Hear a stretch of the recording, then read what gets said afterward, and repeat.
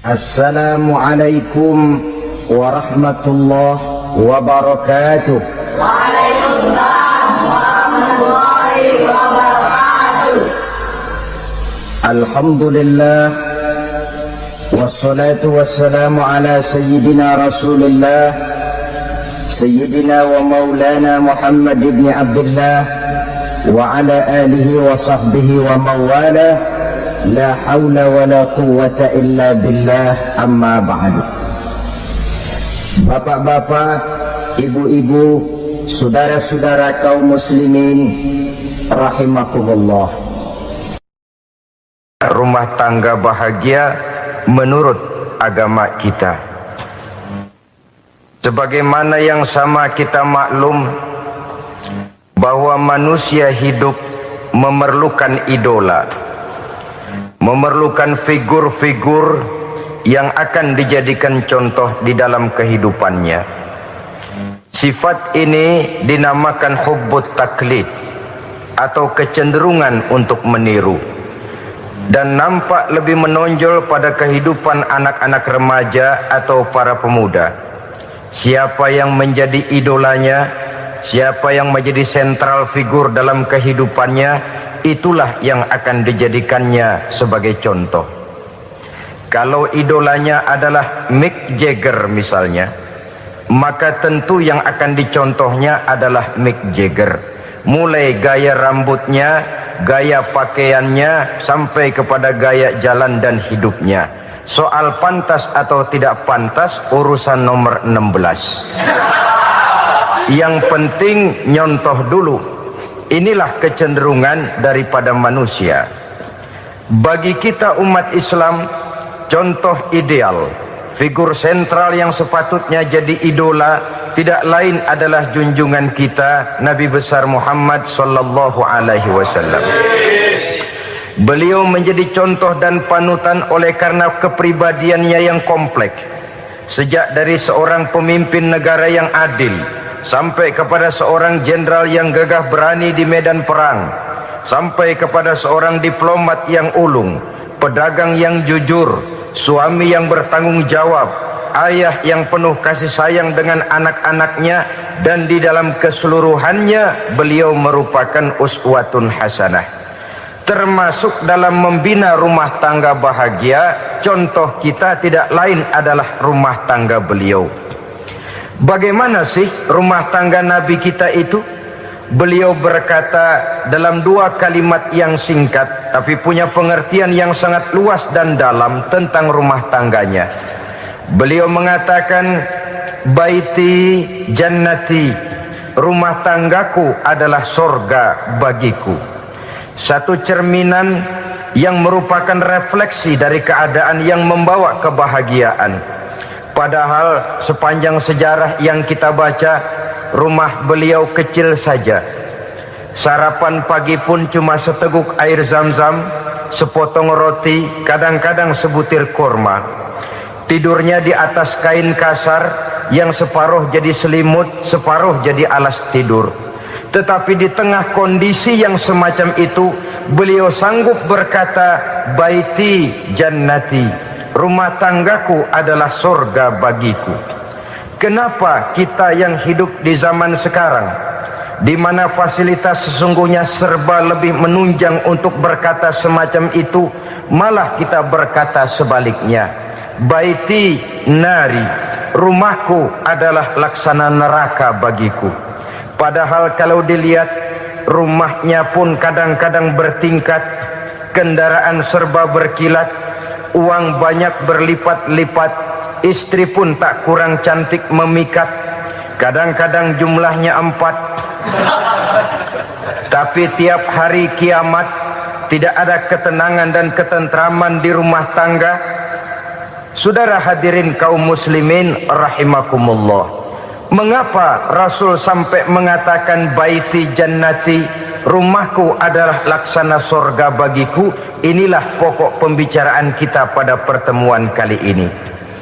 Sebagaimana yang kita maklum bahwa nikah dalam pandangan Islam bukan hanya sekedar untuk memenuhi kebutuhan biologis manusiawi, tidak hanya sekedar untuk memperkembangbiakkan keturunan, dan juga tidak pula untuk memperturutkan hawa nafsu.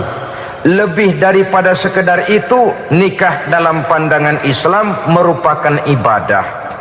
Oleh karena ibadah, maka seluruh tujuan ibadah, apakah dia bernama solat, apakah dia bernama puasa, zakat, sodako, haji dan lain sebagainya, seluruh daripada tujuan ibadah, target utamanya adalah mardhatillah atau keridhaan daripada Allah Subhanahu wa taala. Kalau nikah itu ibadah, maka sesungguhnya tujuan utama dari pelaksanaan suatu pernikahan tidak lain hanya untuk mencari keridhaan dari Allah Subhanahu wa taala. Bukankah kalau kita tanya tiap orang yang melakukan nikah, kenapa sih kamu nikah dengan dia? Jawabannya bisa macam-macam. Yang umum, karena saya cinta dia. Ada yang berkata, karena saya ingin mendapat ketenangan hidup. Ada yang bilang, karena saya ingin hidup teratur. Ada yang mengakui, karena saya ingin dapat keturunan dan lain sebagainya. Tetapi sesungguhnya menurut ajaran agama, kalau nikah merupakan ibadah, jawaban intinya ialah saya melakukan nikah untuk mencari keridhaan dari Allah Subhanahu wa taala. Ini konsekuensinya kalau nikah merupakan bagian daripada ibadah. Rumah tangga yang didirikan atas dasar mencari keridhaan Allah, maka akan diwarnai oleh nilai-nilai luhur daripada ajaran agama. Tanpa harta orang memang sulit untuk bahagia, tapi harta bukan jaminan orang lalu akan bahagia. Harta pada suatu saat akan berakhir, kecantikan akan berkurang, pangkat dan jabatan akan sampai kepada batasnya. Tetapi agama, keyakinan, nilai-nilai iman, itulah pegangan kita yang kekal dan abadi. Sebab itu dalam surah Ar-Rum ayat ke-21 Allah Subhanahu wa taala menjelaskan, "Wa min ayatihi an khalaqalakum min anfusikum azwajan litaskunu ilaiha wa ja'ala bainakum mawaddatan wa rahmah." Dan di antara tanda-tanda kebesaran Allah, dijadikannya bagimu istri-istrimu dari diri kamu sendiri, litaskunu ilaiha, agar kamu bisa hidup tenang bersamanya, wa ja'ala bainakum mawaddatan wa rahmah, dan dijadikannya di antara kamu rasa cinta dan kasih sayang. Umumnya pernikahan terjadi karena mawaddatan warahmah ini, cinta dan kasih sayang. Atas dua dasar itulah rumah tangga didirikan orang. Atas dasar itulah seorang laki-laki dan seorang perempuan memadu janji untuk membagi suka dan duka dalam hidup ini secara bersama-sama. Namun kalau kita renungi ayat ini, Allah tidak hanya menjadikan cinta, tapi Allah juga menjadikan kasih sayang. Apa bedanya cinta dan kasih sayang? Apa bedanya mawaddatan warahmah ini? Saudara, mawaddah yang artinya cinta, itu sasarannya biasanya adalah jasmani, kecenderungan biologis. Itu akan berakhir. Orang yang mendirikan rumah tangga cuma karena kecenderungan biologis, cuma karena rasa cinta semata-mata, cinta biasanya terkait kepada keindahan. Betul apa benar? Biasanya orang mudah jatuh cinta kepada sesuatu yang punya nilai keindahan. Makanya anak muda jarang yang jatuh cinta sama nenek-nenek. Cinta selalu memandang segi keindahannya. Ini yang namanya mawaddah. Allah tidak mengingkari itu, silakan. Bahwa manusia secara naluri senang kepada serba keindahan, wajar-wajar saja. Tetapi tidak cuma mawaddah, Allah juga menciptakan rahmah, kasih sayang. Mawaddah mungkin ada akhirnya, tapi rahmah tidak akan pernah ada akhirnya. Kalau mawaddah adalah berkecenderungan kepada biologis, jasmaniah, maka rahmah kecenderungan kepada nilai-nilai rohani, kepribadian, kejiwaan, dan lain sebagainya. Dikala pernikahan di bawah umur 40 tahun mungkin masih banyak mawaddahnya, rasa cintanya. Tapi 40 bahkan 50 tahun ke atas, rasanya orang berumah tangga kalau sudah 50 tahun ke atas itu lebih banyak kasih sayangnya ketimbang cinta-cintaannya. Kalau satu rumah tangga hanya didirikan atas dasar mawaddah saja, atas dasar cinta saja, padahal cinta itu terpaut kepada hal-hal keindahan, keindahan satu saat akan menurun. Ya, tentu sebagaimana yang kita maklum bersama-sama, belum punya anak memang cantik. Sudah punya anak, kecantikan mulai menurun. Punya anak 2, kulit mulai mengkerut. Punya anak 3, onderdil mulai dol. Punya anak 4, apalagi tidak pandai merawat diri, persis dompet tanggung bulan. Kalau rumah tangga didasarkan kepada rupa yang cantik saja, cinta akan bisa berpindah, paling tidak akan berkurang nilainya.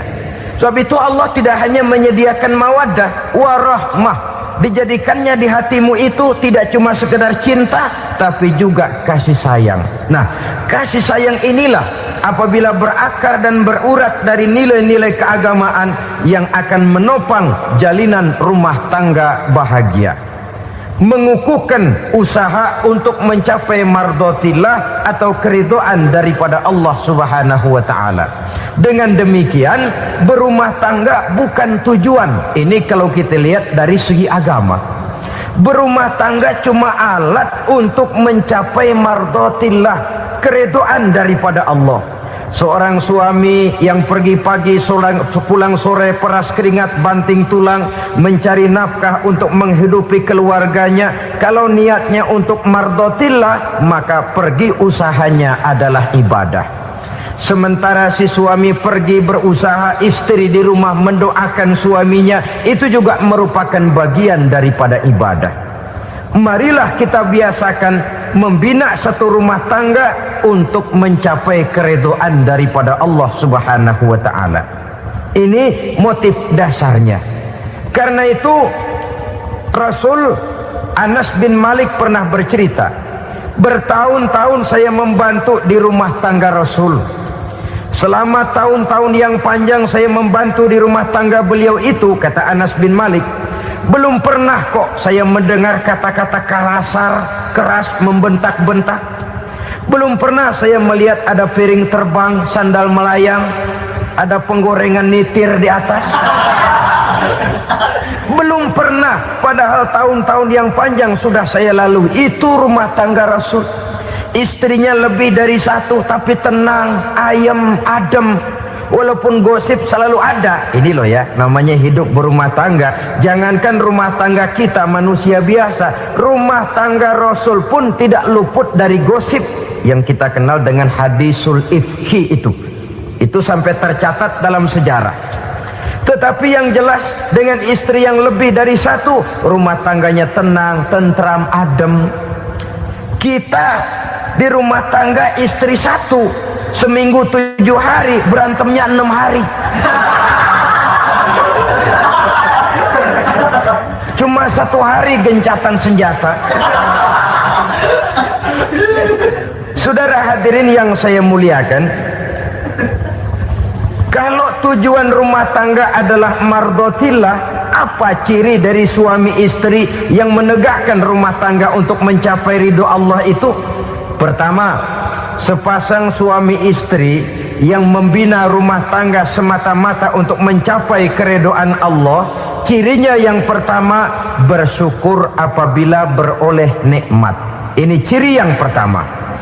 Bersyukur kepada Allah, kepada sesama berterima kasih. Suami berterima kasih kepada istri, bertahun-tahun didampingi hidupnya, dicucinya pakaiannya, dimasaknya makanannya. Tidak istri mengeluh walau hidup lebih banyak kurangnya daripada cukupnya. Suami pandai berterima kasih kepada istrinya.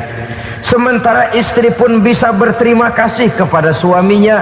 Bertahun-tahun suami peras keringat, banting tulang mencari nafkah. menjadi palang dada terdepan apabila ada masalah-masalah yang besar.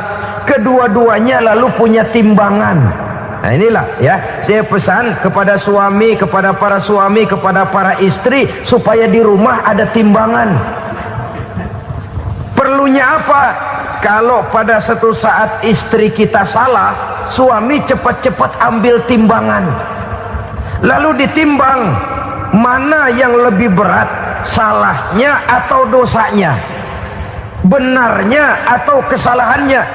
Ini istri saya jasanya begini, lalu jasanya begini, salahnya ini, mana yang lebih besar, jasanya atau salahnya?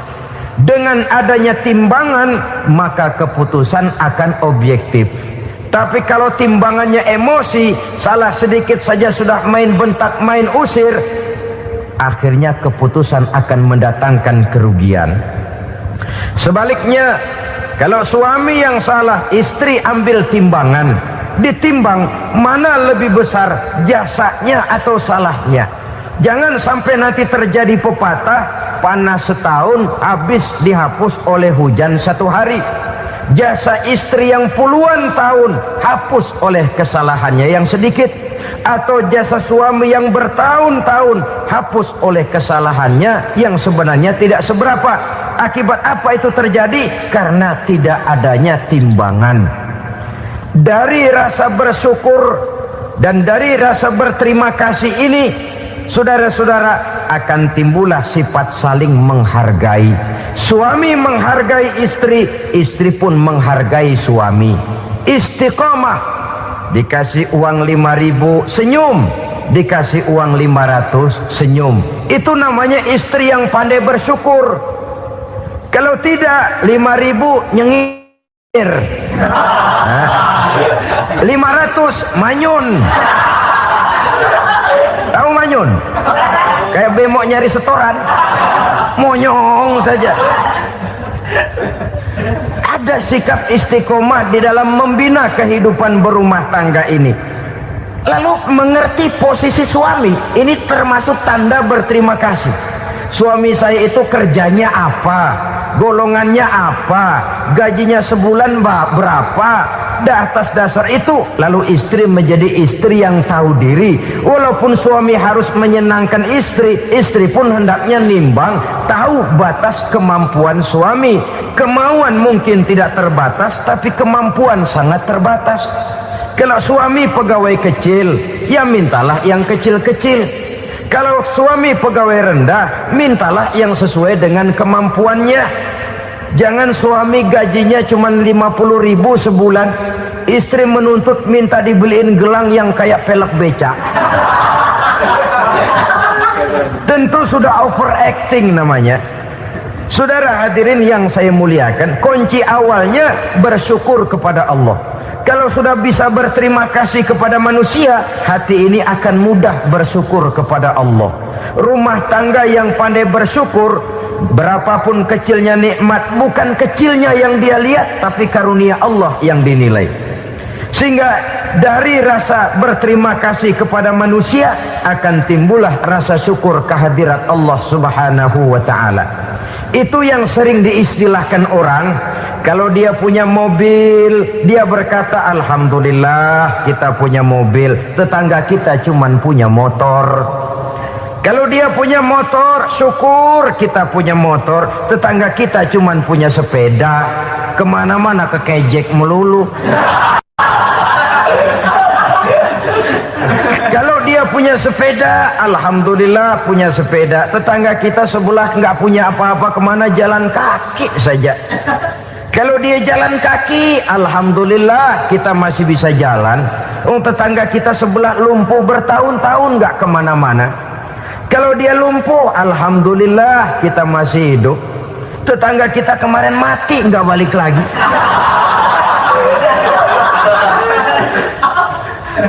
Lalu akan timbul rasa syukur. Tapi kalau sudah lumpuh ngelihat yang bisa jalan ngelihat yang menaik sepeda, yang punya sepeda lihat yang punya motor lihat yang punya mobil lihat yang punya pesawat. Kapanlah kita ini pandai bersyukur? Sebab kesenangan seperti pelangi, tidak pernah di atas kepala kita, selalu kelihatannya di atas kepala orang lain. Sehingga kalau ngobrol orang sering bilang, lu sih enak lo gue lihat, gue kebelangsak amat nih ya. Setiap orang ngomong kepada kita begitu nadanya. Kita yang dilihat enak, sementara kita melihat orang lain enak. Tukang tahu melihat tukang tempe enak, tukang tempe melihat tukang tuak enak, tukang tuak bilang tukang sirsak enak. Enak itu seperti pelangi. Namun kalau kita mau merenungi, tidak pernah Allah berhenti memberikan nikmat kepada kita. Sejak kita bangun tidur sampai kita tidur kembali, bahkan tidur itu sendiri, seluruhnya tidak pernah putus dari nikmat Allah. Bahagia ada di gubuk reot, bahagia ada di rumah mewah, bahagia ada di hati kopral, bahagia ada di hati jenderal, di gunung dan di kota, di hutan belantara dan di desa, di keheningan malam atau di keramaian siang. Kalau kita mau mencari, bahagia selalu ada. Tapi hati yang tidak pandai bersyukur, bagaimanapun banyak kebahagiaan yang meliputi hidupnya, dia tidak akan pernah pandai mensyukurinya. Maka berterima kasihlah kepada istri, berterima kasihlah kepada suami, bersyukurlah kehadirat Allah Subhanahu wa ta'ala. Saya sering mengatakan, sebaliknya seorang suami bagaimanapun kondisi istrinya, kalau itu memang jodohnya, beranilah berkata, istriku adalah Romeoku, istriku adalah Julietku, atau istriku adalah Sri Kandiku. Biarin pengkor ya pengkor, gak ada urusan. Mensyukuri. Kalau tidak mensyukuri, yang timbul lalu sesalan. Kalau sudah sesalan, mudah umpat mengumpat, caci mencaci dalam rumah tangga, lalu terjadilah kegaduhan. Ketenangan sulit kalau sudah tidak ada unsur saling menghargai itu. Lebih celaka lagi kalau sudah mengarah kepada penyesalan. Kata istrinya, bang gue nyesel kawin sama lu. Suami digituin bikin gede kepalanya. Kalau lu nyesel apalagi gua, makin nyesel. Iya, coba pikir bertahun-tahun kita berumah tangga, memangnya abang bisa beliin apa sama saya? Itu juga gerobok kalau nggak ngeridit bang.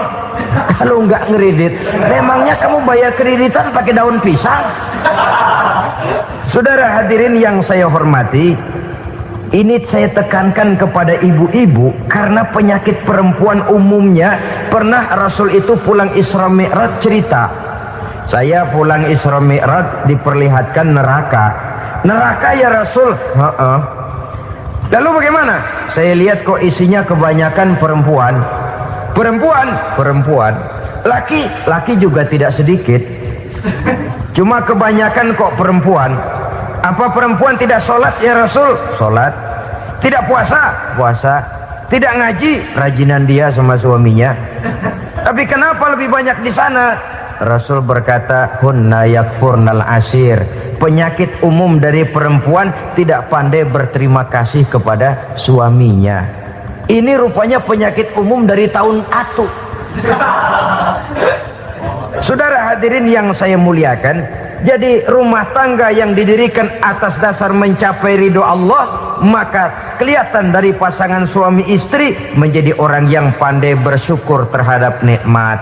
Bukankah dalam surah Ibrahim ayat 7 Allah berjanji, la in syakartum la azidannakum wa la in kafartum inna azabi lasyadid. Kalau kamu pandai bersyukur, aku tambah nikmatku. Kalau kamu ingkar, tidak mau bersyukur, azabku itu hebat dan pedih. Rumah tangga yang suami istrinya tidak bersyukur disiksa oleh perasaannya sendiri. Tetangganya dapat nikmat, dia yang meriang. Tetangganya dapat kesenangan, dia yang sakit hati. Dia tidak melihat nikmat yang diberikan kepadanya. Nikmat yang orang lain punya aja yang diincar.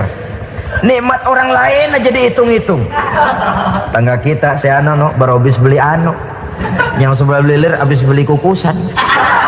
Cuma sekedar kukusan saja. Orang lain beli apa-apa jadi bahan diskusi di rumahnya. Orang lain saja yang diusut. Timbul dendam kesumatnya, timbul hasutnya. Dia tidak bersyukur dengan nikmat yang ada dalam rumah tangganya. isi rumah tangga semacam itu disiksa oleh perasaan hasutnya sendiri. Jauh dari kebahagiaan, kering hatinya, miskin jiwanya, merana batinnya. Kalau sudah ke sana, jauhlah rumah tangga dari pantulan sinar kebahagiaan. Saudara-saudara, kita lihat rumah tangga Rasul. Dari rumah yang kecil, dari tempat tidur yang sarapnya kain kasar, separuh jadi selimut lagi, keluar ucapan baiti jannati. Kenapa? Beliau orang yang pandai bersyukur kepada Allah, bisa berterima kasih kepada istri-istrinya, dan istrinya pun pandai berterima kasih kepada Rasul dan bersyukur kehadirat Allah Subhanahu wa taala. Maka nikmat lalu bertambah. Makin kita syukuri nikmat, makin tambah itu. La azidannakum, janji Allah, pasti aku tambah nikmatku kepadamu jikalau kamu pandai mensyukurinya. Tapi kalau kamu ingkar, tidak pandai bersyukur, awas, nikmat bisa berubah menjadi azab kalau kita tidak pandai-pandai mensyukurinya. Jadi cirinya yang pertama, rumah tangga bahagia itu apabila suami istri pandai bersyukur terhadap nikmat yang diberikan oleh Allah Subhanahu wa taala. Satu. Cirinya yang kedua, rumah tangga yang berdasarkan untuk mardhatillah, mencapai keridhaan Allah, sabar apabila mendapat cobaan. Namanya orang berumah tangga itu persis berlayar di lautan. Suami istri adalah dua orang yang memegang kemudi. Kalau berlayar ombak tenang, angin bertiup sepoi-sepoi basah, lalu bila malam datang bulan bersinar, bintang gemintang gemerlapan, berlayar memang nikmat. Tapi satu saat angin puting beliung bertiup, gelombang menggunung, halilintar menyambar, kemudian petir berkilat. Kalau pada saat itu suami mau ngalor, istri mau ngidul, alamat perahu patah di tengah jalan, kandas di lautan sebelum sampai ke pantai yang akan ditujunya. Oleh karenanya perlu kekompakan. Maka sejak awal seharusnya dalam akan membina rumah tangga yang bahagia itu lebih baik bicara yang pahit-pahit saja, supaya terjadi kesamaan langkah apabila menghadapi kesulitan dan cobaan. Sabar apabila mendapat cobaan. Rumah tangga seperti kapal di lautan tadi tidak akan sunyi dari hantaman gelombang, tidak akan sepi dari tiupan angin topan, dari kilatan petir, dari sambaran halilintar. Baik suami, baik istri harus sabar menghadapi kesulitan. Kadang kesulitan dari segi ekonomi, kadang kesulitan dari segi mengarahkan dan mendidik anak-anak, kadang kesulitan karena banyak orang yang hasut dengan kita, kadang kesulitan berbagai macam lah yang menyebabkan kesulitan. Rumah tangga yang bertujuan mencapai ridho Allah, sabar menghadapi segala macam kesulitan. Saudara-saudara kaum muslimin rahimakumullah, kesulitan adalah bagian daripada perjalanan hidup. Siapa orangnya yang tidak pernah menemukan kesulitan dalam kehidupan? Rasanya hampir tidak ada. Dan memang kesulitan bukan untuk ditakuti. Kesulitan justru untuk diatasi, dicarikan jalan keluarnya. Begitulah suami istri yang bertujuan mencari ridho Allah. Manakala suami berada dalam kesulitan, istri mencarikan jalan keluar atau berusaha memberikan jalan keluar. Sebaliknya, manakala istri dalam kesulitan, suami bisa mencarikan jalan keluarnya. Sabar dalam menghadapi segala macam kesulitan. Dalam surah Luqman ayat 17, Allah Subhanahu wa taala berfirman, "Wasbir 'ala ma asabak, inna dzalika min azmil umur." Dan bersabarlah terhadap apapun yang menimpa kamu. Bersabarlah terhadap segala kesulitan yang kamu hadapi, karena sesungguhnya yang demikian itu merupakan sebagian dari perkara-perkara yang telah ditetapkan oleh Allah Subhanahu wa taala. Saudara-saudara kaum muslimin yang berbahagia, kunci sabar sesungguhnya terletak pada keyakinan bahwa segala sesuatu berasal dari Allah dan segalanya akan kembali kepada Allah Subhanahu wa ta'ala. Rumah tangga yang sabar di dalam menghadapi kesulitan-kesulitan biasanya akan lebih mudah mencari jalan keluar. Tapi kalau sedikit kesulitan datang, kita tertimpa oleh kepanikan, oleh kegelisahan, dan oleh ketakutan yang tidak beralasan, maka kesulitan itu bukan saja tidak dapat diatasi, malah rasanya akan menjadi semakin besar di dalam kehidupan kita. Tidak ada rumah tangga yang tidak pernah berhadapan dengan kesulitan, bagaimanapun besarnya rumah tangga itu. Itulah sebabnya kita memerlukan orang lain. Hidup berumah tangga itu seperti orang punya mata. Kalau mata kita kelilipan, kalau mata orang lain kelilipan, gampang kita tiup. Tapi kalau mata kita sendiri yang kena kelilipan, tentu kita memerlukan orang lain untuk meniupnya. Oleh karenanya, suami istri harus saling mencarikan jalan keluarnya. Walaupun kerjanya berbeda, suaminya pergi mencari nafkah, istrinya berdoa di rumah. Kalau perlu melakukan sholat duha, mendoakan agar usaha suaminya dimudahkan, dan begitu selanjutnya. Sehingga dengan adanya kebersamaan, walaupun tidak selalu bersama-sama, maka masing-masing melaksanakan tugas dengan tenang dan merasa yang satu berbuat untuk kepentingan yang lain. Inilah cirinya yang kedua, sabar bila mendapat dan berhadapan dengan segala macam kesulitan. Kadang orang mendapat kesulitan itu berkeluh kesah.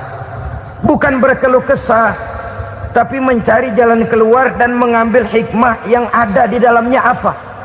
Karena bukan kemudahan, kesulitan yang membuat orang dewasa. Bukan kemudahan, tapi kesulitan yang membuat orang berpikir, dinamis, kreatif. Kalau seluruh jalan yang kita tempuh mudah saja, gampang saja, rasanya monoton kita ini. Kehilangan dinamika dalam perjuangan.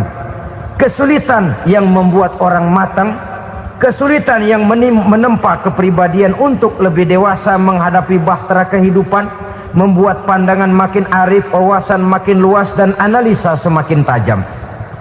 Sama saja dalam hidup.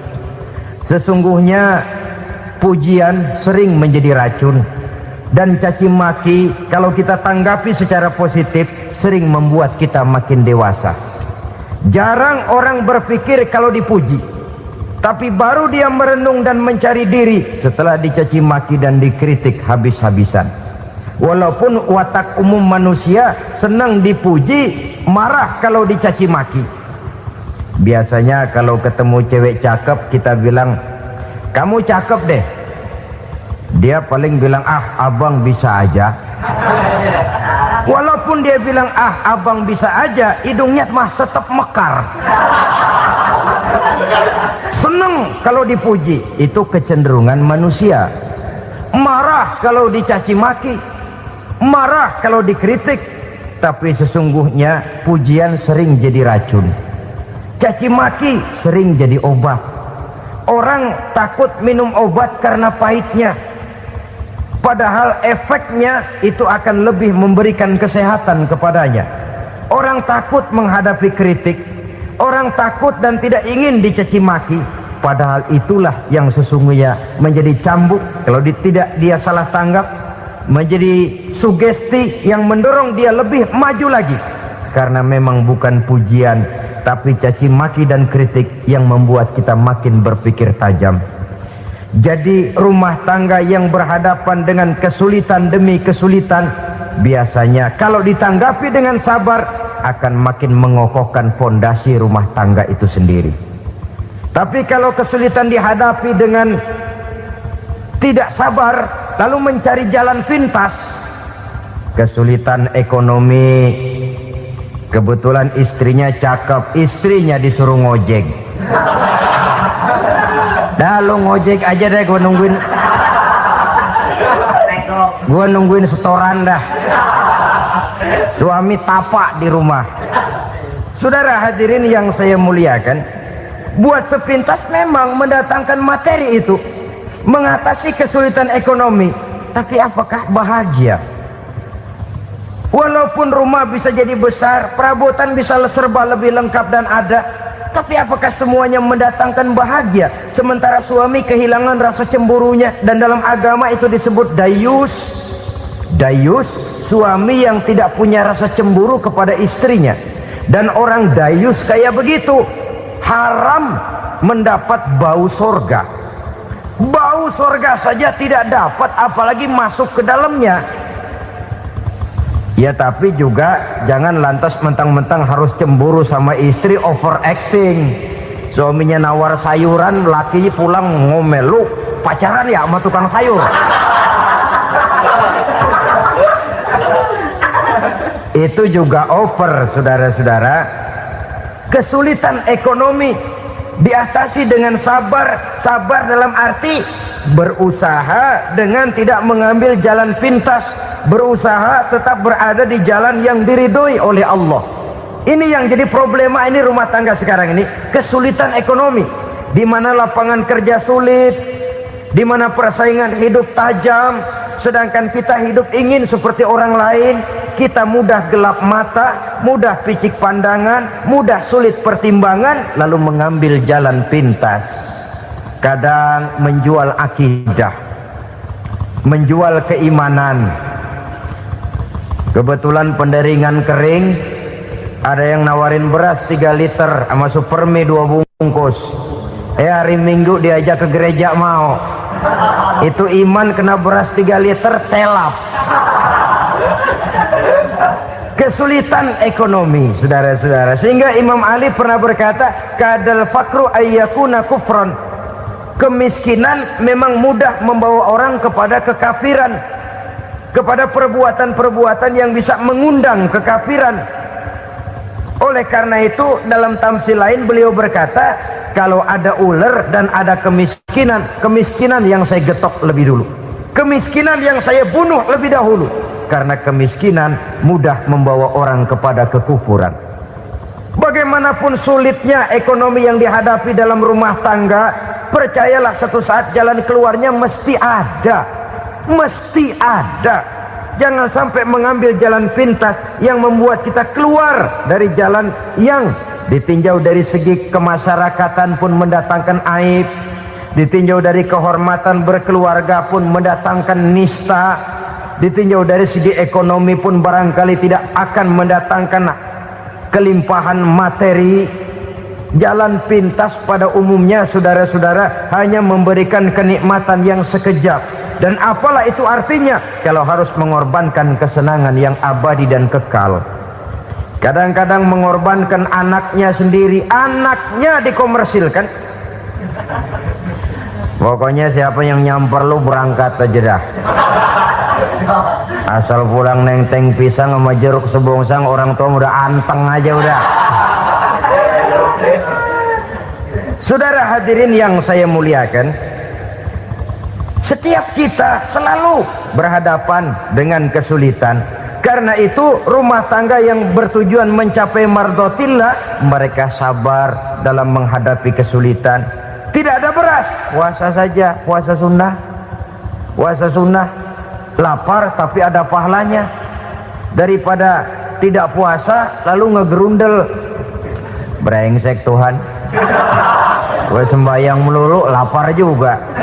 Sudah lapar tidak berpahala. Bukankah Rasulullah sendiri kalau pulang ke rumah Aisyah lalu berkata, ya Humairah, ada makanan hari ini? Ada makanan yang enggak ada bang. Alhamdulillah, kalau begitu saya puasa. Pulang dari mana-mana perut lapar, mau makan tidak ada makanan, bukan marah, bukan ngamuk, puasa. Maka boleh puasa sunnah, niatnya udah siang, jam 10, jam 11, asal dari pagi belum makan apa-apa. Niatnya jam 10, sah, dengan catatan dari pagi belum makan apa-apa. Jangan sudah sepiring setengah baru niat, itu lain. Itu ngojek namanya itu. Pengertian dalam kesulitan. Satu malam beliau pulang dari masjid agak larut. Habis ngajar banyak yang bertanya, ketuk pintu, assalamualaikum. Assalamualaikum. 3 kali beliau memberi salam, tidak ada jawaban, tidak dibukakan pintu. Rupanya istri beliau lelah bekerja di waktu siang, tidurnya pules benar. Marahkah Rasul? Tidak. Beliau gelar sorban, tidur di depan pintu. Asraful anbiya wal mursalin ini, Rasul termulia ini, karena menghargai istrinya, tidur di depan pintu.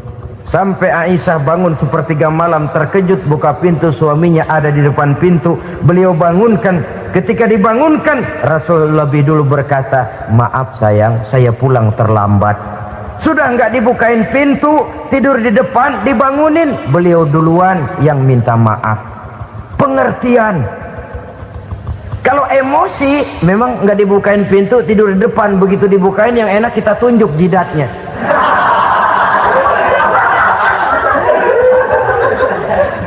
Saudara hadirin yang saya muliakan, kesulitan di dalam kehidupan merupakan bagian daripada kehidupan. Bukan untuk ditakuti, tapi untuk diatasi. Bukan untuk dihindarkan, tapi dicarikan jalan keluarnya. Hadapilah kesulitan dengan baik sangka kepada Allah, dengan lapang dada, dan dengan tetap bersabar menghadapinya. Kenapa? Karena tujuan kita mendirikan rumah tangga, mencapai ridho Allah. Kalau anak kita perjualbelikan, kalau istri kita komersilkan, kalau akidah kita jual untuk mempertahankan rumah tangga, bukankah makin jauh saja rumah tangga itu dari ridho Allah? Ini tujuan utamanya. Yang ketiga, rumah tangga yang bertujuan mardotillah itu, suami istri yang merupakan fondasi di rumah tangga, suami sebagai pemimpin, istri sebagai pembina, selalu musyawarah dalam menyelesaikan persoalan. Walaupun istri ditakdirkan sebagai pemimpin dan suami sebagai pemimpin dan istri yang dipimpin, tapi agama menganjurkan musyawarah. Jangan mentang-mentang istri nyari duit, suami nyari duit, lalu menteleng. Segalanya mau diktator, segalanya mau sendiri. Rumah tangga yang bertujuan mencapai ridho Allah selalu didirikan atas dasar musyawarah. Sehingga apabila sesuatu itu dihasilkan dari suasana musyawarah, tidak akan melahirkan penyesalan di belakang hari. Kalau tidak berjalan menurut seleranya masing-masing, belakangan timbul penyesalan, akhirnya main salah menyalahkan. Kalau sudah saling salah menyalahkan, itu artinya sudah saling mengungkit kekurangan masing-masing. Akibatnya tidak ada lagi saling menghargai. Jadi dengan demikian musyawarah di dalam menyelesaikan persoalan, menghadapi kesulitan ekonomi musyawarah, menghadapi kenakalan anak musyawarah, akan membeli ini dan itu sebaiknya juga musyawarah. Kalau merupakan hasil musyawarah, maka saudara-saudara hasilnya pun akan dihadapi oleh bersama. Enak rasakan bersama, tidak enak rasakan bersama. Kenapa? Tadinya musyawarahnya bersama-sama juga.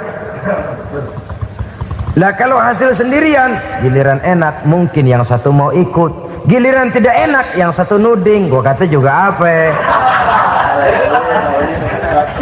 Kan begitu akibatnya kalau tidak berdasarkan musyawarah lebih dahulu.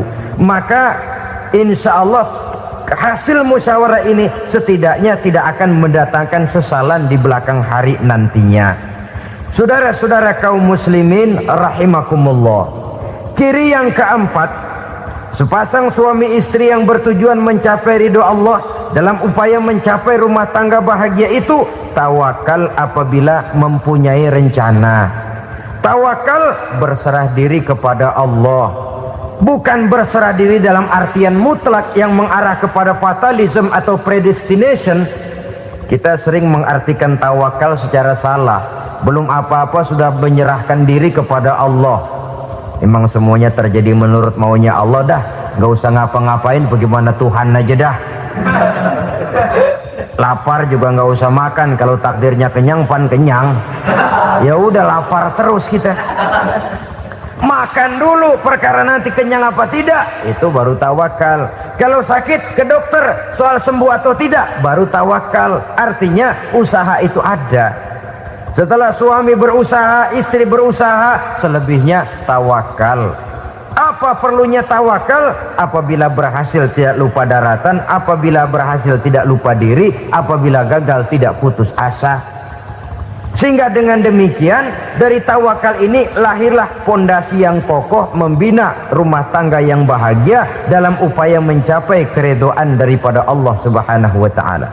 Apapun yang kita laksanakan di rumah tangga, tujuan intinya tetap untuk mencapai keridhaan Allah. Beli kendaraan untuk mencapai ridho Allah, lalu dipakai ngaji, dipakai ke masjid dan sebagainya. Beli peralatan rumah tangga untuk mencapai ridho Allah, mendidik anak untuk mencapai ridho Allah, membantu keluarga untuk mencapai ridho Allah, dan begitu selanjutnya. Tawakal apabila mempunyai rencana. Kemudian cirinya yang kelima, suami istri yang bertujuan mencapai ridho Allah selalu mempererat silaturahmi. Sebab seperti sudah saya sampaikan pada pertemuan terdahulu, dalam berumah tangga itu ada orang tua, ada mertua.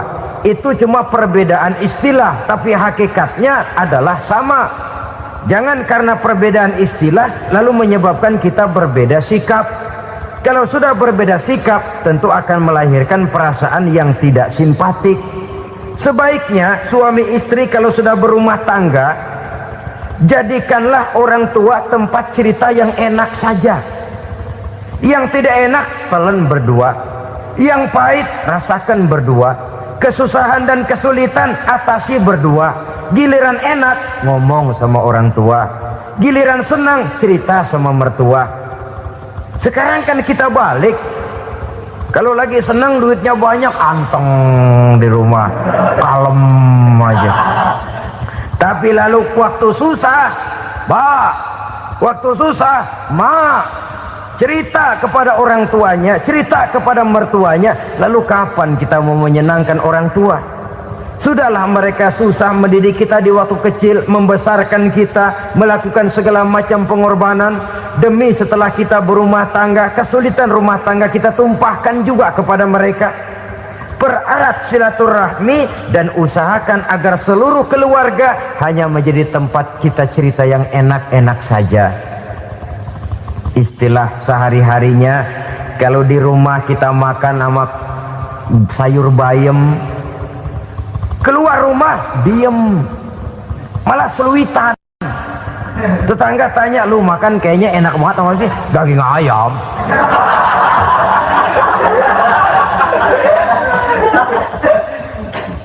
Lalu tetangga kan akan berbisik, itu makannya tuh orang enak bener ya, rumah tangganya tiap hari makan sama daging ayam. Biarlah paling kurang itu jadi doa, daripada kita makan sama kangkung lalu ribut ngomel di mana-mana. Gua kesel banget sama bini gua. Di warung ceritanya lagi. Kenapa? Saban sari gua direbusin kangkung mulu. Brengsek. Di warung cerita ada RT, ada RW. Gara-gara makan sama kangkung se-RT tahu. Akhirnya mungkin kalau kita berangkat orang hitung dari jauhan, lihat kangkung liwat gitu.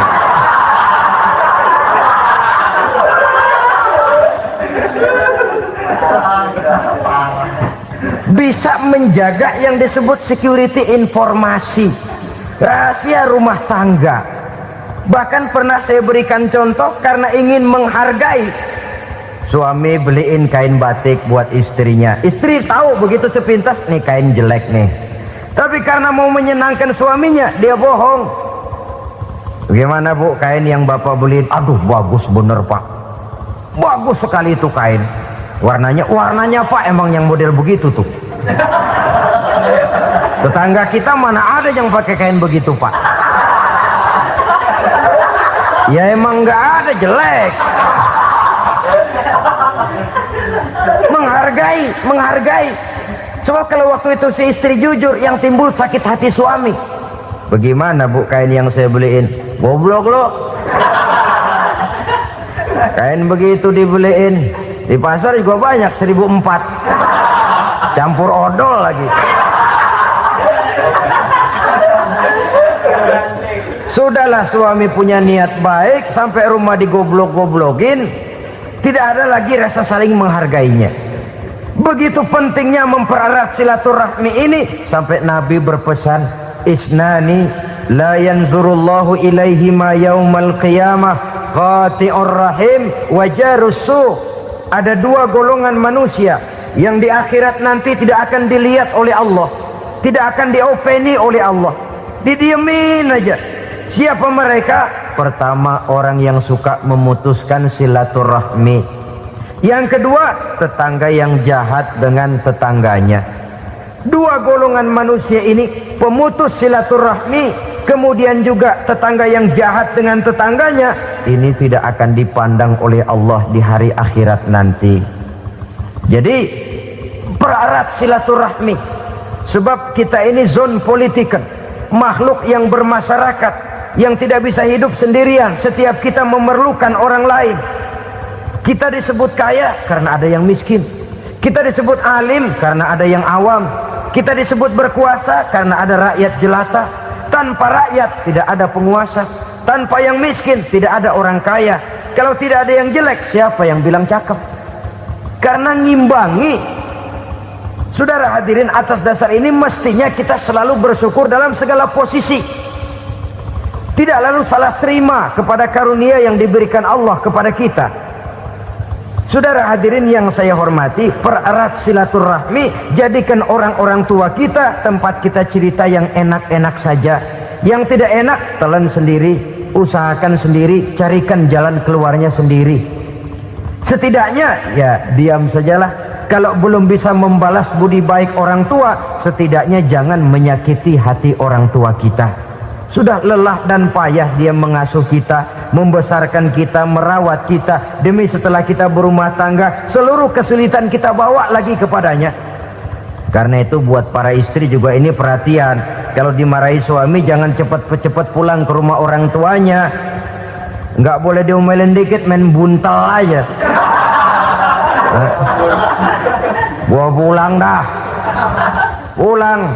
Sampai sana cerita habis-habisan, dikucek kejelekan suaminya. Nanti 2-3 hari balik aja lagi. Kan nggak lucu jadinya.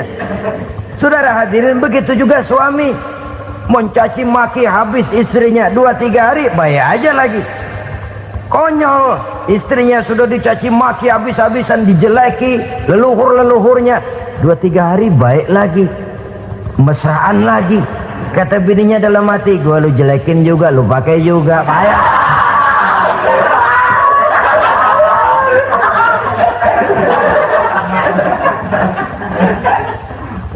Saudara hadirin yang saya muliakan, itulah sebabnya pada awal tadi saya katakan perlunya kita mempunyai timbangan baik sebagai suami maupun sebagai istri. Nah, dari mempererat silaturahmi ini akan terjalin rasa kekeluargaan. Maka tradisi arisan keluarga itu bagus sesungguhnya untuk mempererat silaturahmi. Cuma celakanya bukan silaturahmi yang jadi tujuan, arisannya itu yang jadi tujuan.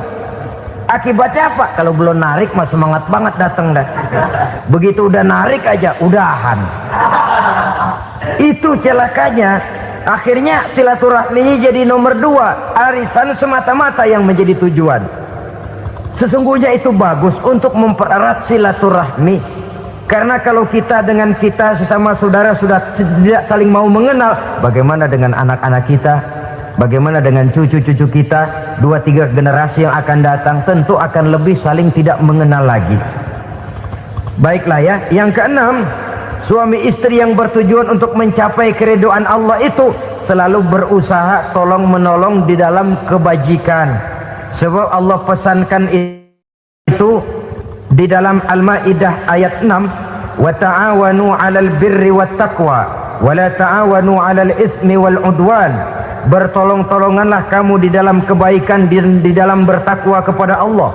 Jangan bertolong-tolongan di dalam maksiat, di dalam dosa, dan di dalam usaha yang menimbulkan permusuhan.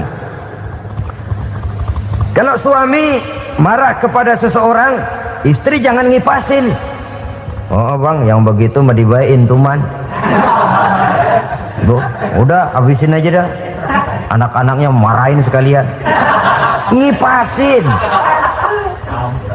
Istri kesel sama tetangganya, suami ngipasin. Emang tuh tetangga kita, hahu. Habis orang dikipasin. Ta'awanu 'alal birri wat taqwa, bertolong-tolonganlah di dalam kebaikan. Istri malas ngaji, suami mendorong, memberikan sugesti. Suami malas berusaha, istri memberikan sugesti. Saling tolong menolong di dalam kebaikan dan takwa, dan jangan tolong menolong dalam dosa dan permusuhan. Kata suami, Bu, daripada kita melarat terus hidup, kita piara tuyul yuk. Kata istrinya, nah ini sudah menyimpang bang, bersabarlah, bagaimanapun insya Allah kita tidak akan mati kelaparan. Piara tuyul itu nanti jadi pindah akidah, merusak iman, berteman dengan setan. Apalah artinya kekayaan dan kesenangan sebentar kalau harus mengorbankan kekayaan dan kesenangan yang abadi. Ini sudah alal ismi wal udwan, sesuatu yang mengandung dosa. Saudara hadirin yang saya hormati, kemudian yang keenam, berbaik sangka. Baik suami maupun istri sama-sama saling berbaik sangka. Suami melepas istri, istri melepas suami dengan hati yang ikhlas. Suami meninggalkan istri di rumah dengan jiwa yang bersih dan rasa yang aman. Ada rasa baik sangka, dan ini modal dasar. Kalau sudah dilandasi oleh buruk sangka, tentu yang lahir nanti adalah perasaan-perasaan yang tidak baik. Akibatnya sangat tidak menguntungkan. Inilah beberapa ciri dari rumah tangga yang didirikan atas dasar mardhatillah, mencapai keridhaan dari Allah. Nanti akan menyusul tujuan berikutnya, diantaranya mendapat keturunan, diantaranya lagi mendatangkan gairah untuk lebih berusaha mencari rezeki karena sudah merasa punya tanggung jawab berupa anak dan istri. Mempererat silaturahmi. Itu cuma tujuan-tujuan sekundernya saja. Tujuan primernya kita melakukan suatu nikah untuk mencapai keridhaan dari Allah Subhanahu wa ta'ala. Silakan punya istri cantik, kaya, tapi tujuan utamanya kita membina rumah tangga untuk mencapai ridho dari Allah. Karena itu dasarnya mawaddatan warahmah. Jangan cuma cinta, tapi juga kasih sayang. Cinta, kecenderungan kepada jasmani akan berakhir, tapi kasih sayang, kecenderungan kepada rohani, makin tua malah makin erat, makin tua malah makin mesra. Sehingga kadang kita menampak kakek-kakek dan nenek-nenek lagunya kayak pengantin baru. Apa cinta-cintaan? Tidak. Bagaimana kakek-kakek sama nenek-nenek harus bilang I love you? Yang masih ada itu waktu itu mawaddah, kasih dan sayang. Itu yang akan kekal, itu yang akan abadi. Tanpa materi orang sulit untuk bahagia, tapi materi semata bukan jaminan orang untuk bahagia. Nah, ciri yang terakhir dari rumah tangga yang bertujuan mencapai ridho Allah, sinar agama kelihatan di dalamnya. Baik suami maupun istri sama-sama orang yang taat melaksanakan ajaran agama. Saudara, mudah-mudahan walaupun singkat dapat menjadi sumbangan moral dalam kita mewujudkan rumah tangga yang bahagia menurut contoh yang diberikan oleh Rasulullah Sallallahu Alaihi Wasallam. Terima kasih atas perhatian saudara. Mohon maaf atas segala kekurangan. Usikum wa nafsi bitaqwallah. Wassalamualaikum warahmatullahi wabarakatuh.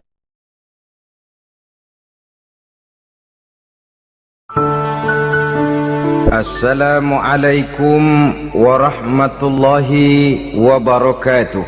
Bismillahirrahmanirrahim. Alhamdulillahi rabbil alamin.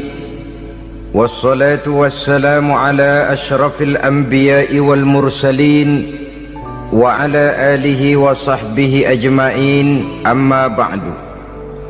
Saudara-saudara kaum muslimin rahimakumullah, salah satu dari misi Islam ialah mengangkat harkat dan martabat manusia yang sebelumnya dibedakan oleh warna kulit, oleh suku bangsa dan bahasa. Seluruhnya diikat dengan satu akidah, menghilangkan perbedaan akibat warna kulit, suku bangsa dan bahasa. Termasuk dalam upaya itu betapa Islam telah mengangkat harkat dan martabat kaum wanita. Maka pada pertemuan kali ini kita akan membicarakan tentang peranan wanita sepanjang pandangan agama. Sebelum Islam datang, nasib perempuan nyaris hanya berputar di segitiga saja. Dapur, sumur, kasur. Kasur, sumur, dapur. Seolah-olah wanita terpaut dengan 3 itu tadi. Seolah-olah wanita tidak bisa berbuat lebih banyak daripada itu.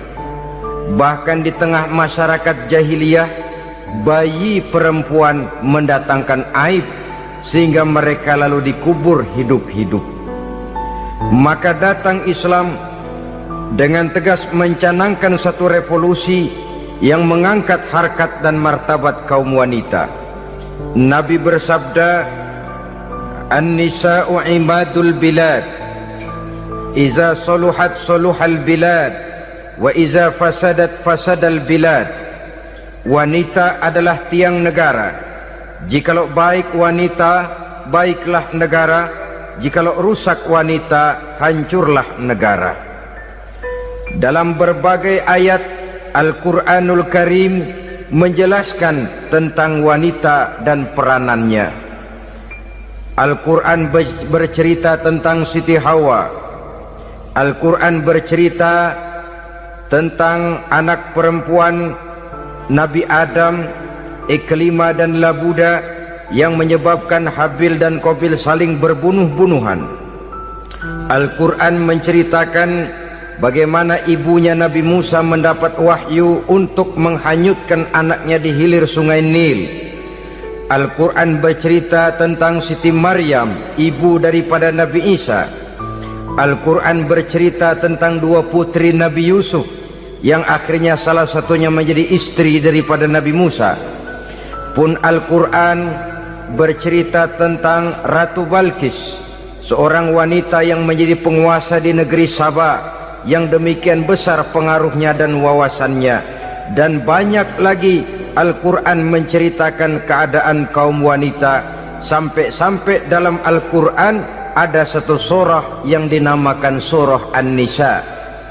Ini seluruhnya berarti bahwa Al-Quran telah menempatkan kaum wanita dalam satu posisi yang mulia dan terpuji. Al-Quran memberikan emansipasi, bahwa wanita berhak mengejar kemajuan sebagaimana halnya kaum laki-laki. Tetapi sungguh pun demikian, Al-Quran tetap memberikan batasan-batasan sepanjang emansipasi itu tidak bertentangan dengan kodrat kewanitaan itu sendiri. Kalau persamaan dan kemajuan, kalau emansipasi dan hak asasi sudah tidak sesuai lagi dengan kodrat kewanitaan, pada akhirnya bukan mengangkat harkat dan martabat kaum wanita, justru malah merendahkan derajat dan martabat kaum wanita itu sendiri. Seperti sebagian besar wanita ini, mereka berteriak menuntut tentang persamaan hak, tapi mereka melupa apa batasan daripada persamaan hak itu sendiri. Sesungguhnya Islam dengan segala konsepsinya yang mengangkat martabat kaum wanita itu memberikan keleluasaan kepada kaum wanita untuk maju bersama laki-laki sepanjang tidak menginjak-injak kodrat kewanitaan itu sendiri. Kalau sudah sampai kepada menginjak kodrat kewanitaan, maka akan merendahkan martabat kaum wanita. Sebab apa? Secara fisik dan psikis agaknya memang laki-laki sudah ditakdirkan oleh Allah untuk menjadi pembimbing bagi kaum wanita. Walaupun tidak tertutup kemungkinan wanita tampil sebagai pemimpin, tetapi dari segi fisik biologis misalnya, laki-laki itu diciptakan kekar, kuat untuk memikul dan melaksanakan tugas-tugas yang berat. Sedangkan perempuan pada umumnya adalah lembut, ayu, lemot, denok, geboy, dan lain sebagainya. Maka kalau kita baca sejarah, Allah itu belum pernah mengutus rasul perempuan. Semua rasul laki-laki. Sebab apa? Secara fisik biologis tugas kerasulan lebih dimungkinkan oleh seorang laki-laki. Tugas rasul itu berat. Kadang-kadang perang, dicaci maki, berhadapan dengan ujung tombak, ujung pedang dan lain sebagainya. Makanya seluruh rasul laki-laki, dan Allah belum pernah mengutus rasul perempuan. Dari segi lain, perempuan itu banyak terhalang untuk melaksanakan ajaran agama. Misalnya 1 minggu dalam sebulan perempuan itu terkena cuti khusus, mengalami masa menstruasi, tidak sholat, tidak puasa, tidak melaksanakan ajaran agama yang tidak dibolehkan pada saat menstruasi itu. Kalau ada rasul perempuan, lalu saat malaikat akan menyampaikan wahyu, kebetulan rasulnya sedang wah, itu bisa balik lagi malaikat Jibril ke langit itu. Mau turun nyampein wahyu, balik lagi ke atas, ditegur, kenapa balik lagi Jibril? Rasulnya lagi head.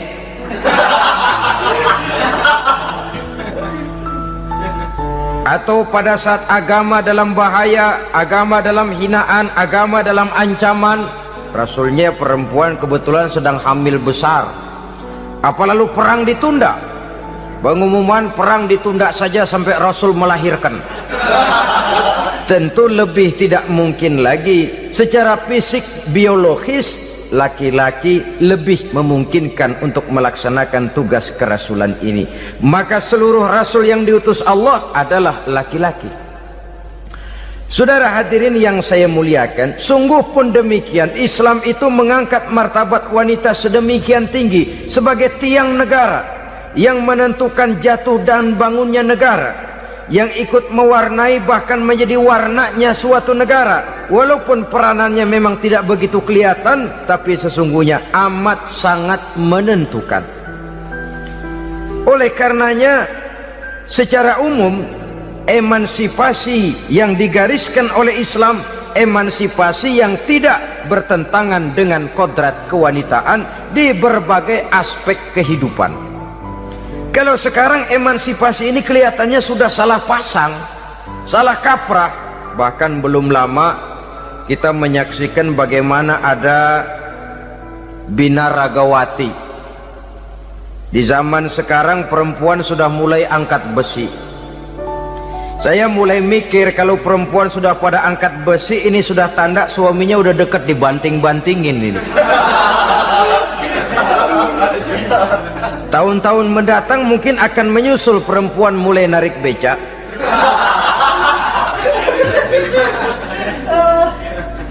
Nampaknya kan sudah tidak lagi mengindahkan kodratnya sebagai wanita.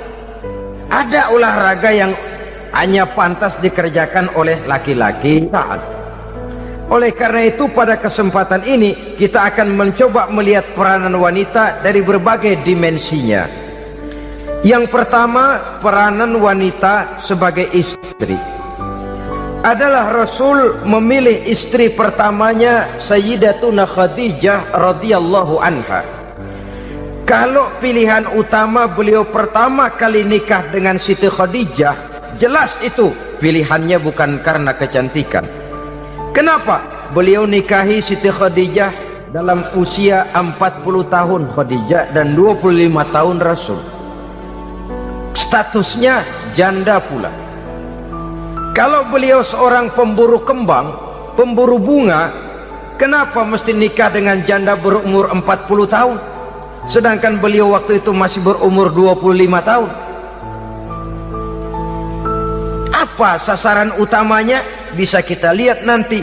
Setelah beliau diangkat menjadi Rasul, ternyata Khadijah lebih daripada seorang istri. Beliau masuk ke dalam staf Nabi. Orang lain beliau belum beriman, beliau malah beriman lebih dahulu sebagai perempuan pertama yang masuk Islam. Orang lain memusuhi Nabi, beliau malah mengorbankan hartanya untuk membantu perjuangan Nabi. istri setia semacam ini dengan peranannya sebagai istri yang sedemikian rupa memberikan andil yang sangat besar bagi kesuksesan dan keberhasilan seorang suami. Sebaliknya, seorang istri bisa mempengaruhi suaminya. Seorang suami yang jujur, polos, lugu, sederhana bisa jadi koruptor ulung kalau didorong-dorong oleh istrinya. Seorang istri Pak Lurah memang tidak ikut mengatur kelurahan, tapi dia bisa mewarnai suaminya. Seorang istri gubernur memang tidak ikut mengatur provinsi, tapi dia bisa mewarnai suaminya. Sepanjang warnanya positif, tentu sangat baik dan sangat diharapkan. Tetapi kalau warnanya negatif, kiamatlah akibatnya umat ini. Oleh sebab itu, peran pertama dari kaum wanita sesungguhnya adalah sebagai istri yang mendampingi suami untuk mengolah dan melaksanakan tugas-tugas besar. Dari seorang yang paling kecil sampai kepada seorang yang punya jabatan paling tinggi sekalipun, pengaruh dan peranan istri memang sangat menentukan. Saudara hadirin kaum muslimin rahimakumullah, itulah sebabnya Nabi menikah dengan Siti Khadijah. Dan lebih dari itu, sebelum menikah dengan Nabi, Siti Khadijah itu sudah terkenal sebagai pengusaha wanita, business girl kalau bahasa sekarang ini.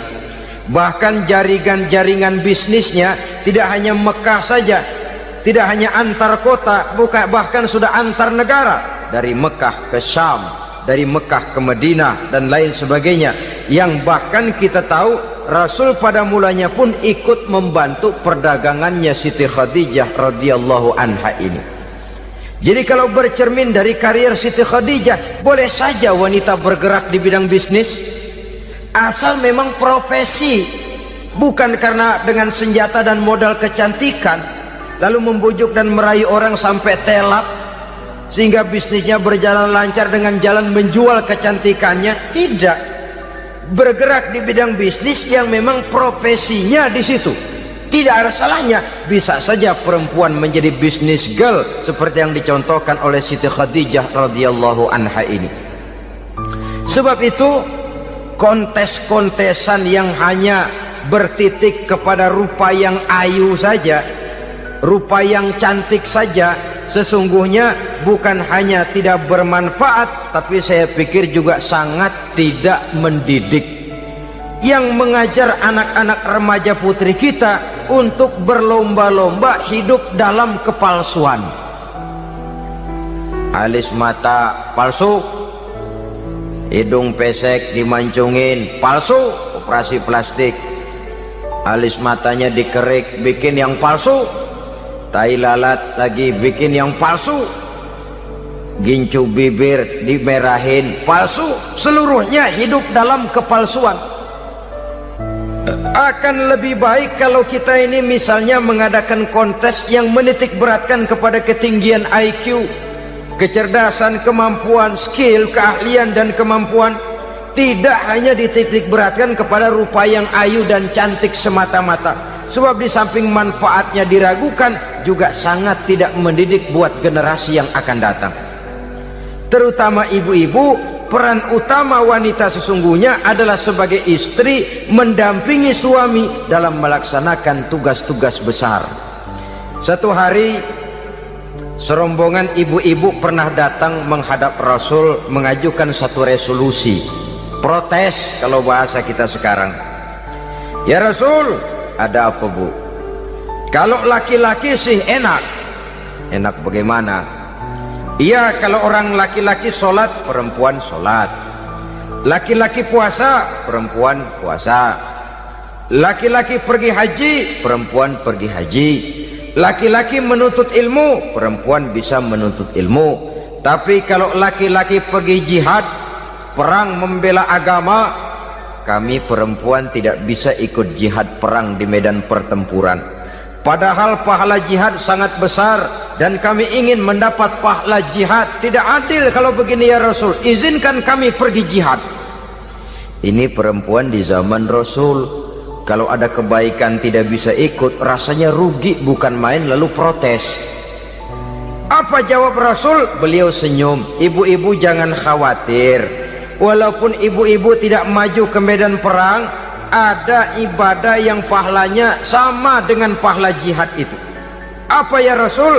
Beliau menjawab, jihadukunna fi baitikunna.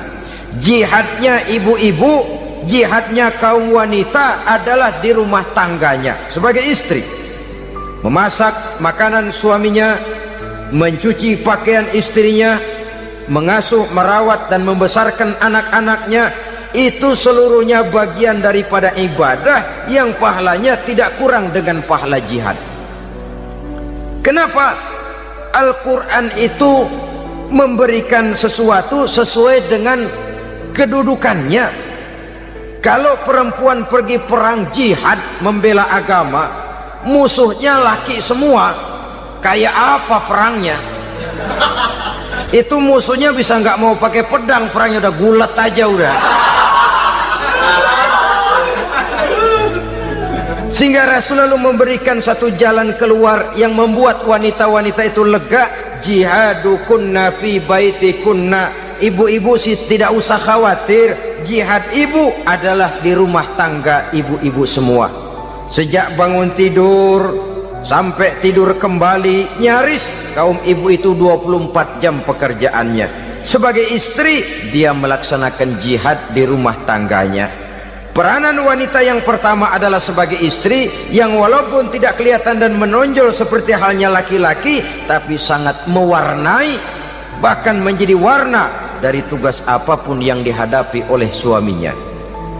Dulu ada seorang orator, kalau pidato hebat bukan main. Kalau dia bernada gembira, semua orang senyum. Kalau dia bercerita tentang sesuatu yang sedih, satu masjid orang nangis. Orang tanya kepadanya, Pak, bisa pidato begitu hebat, siapa yang bikin? Ya saya sendiri. Istrinya dari belakang bilang, tidak, yang bikin pidatonya hebat saya. Kata suaminya, mana bisa, saya, kata istrinya. Kalau saudara tidak percaya, tunggu Jumat depan, dia khutbah Jumat, saya akan bikin khutbahnya tidak hebat, kata istrinya. Sudah hari Rebo, siap-siap mau bikin konsep khutbah, baru mau nulis, datang istrinya, bang tolong pegangin anak, saya mau ke warung. Mau bikin konsep lagi, kata istrinya, bang tolong ini, tolong itu, tolong ini. Sampai mau berangkat khutbah Jumat, khutbah belum selesai dibikin. Begitu naik mimbar, kehabisan bahan. Sudah 10 menit masih ama ba'du. Ini yang dengar heran, ini orang kok bicaranya bisa cuma amat sama badu saja. Di situ kelihatan saudara-saudara betapa peran serta istri yang walaupun tidak kelihatan oleh pandangan mata yang zahir, tapi teramat sangat menentukan. Sekali lagi, tidak ada seorang suami bisa sukses jadi apapun dia tanpa peran serta istrinya di rumah. Tidak ada kemajuan yang bisa diperoleh kalau tidak karena peran serta istrinya di rumah. Tidak ada kesuksesan yang bisa diraih tanpa keikutsertaan daripada istrinya di rumah. Walaupun suaminya yang dikenal orang, suaminya yang dipuji orang, suaminya yang disanjung orang, bagian besar tetaplah saham dan andil daripada istrinya yang di rumah itu. Ini makna an-nisa imadul bilad. Wanita adalah tiang negara. Jikalau baik wanita, baik negara. Jikalau rusak wanita, hancur negara.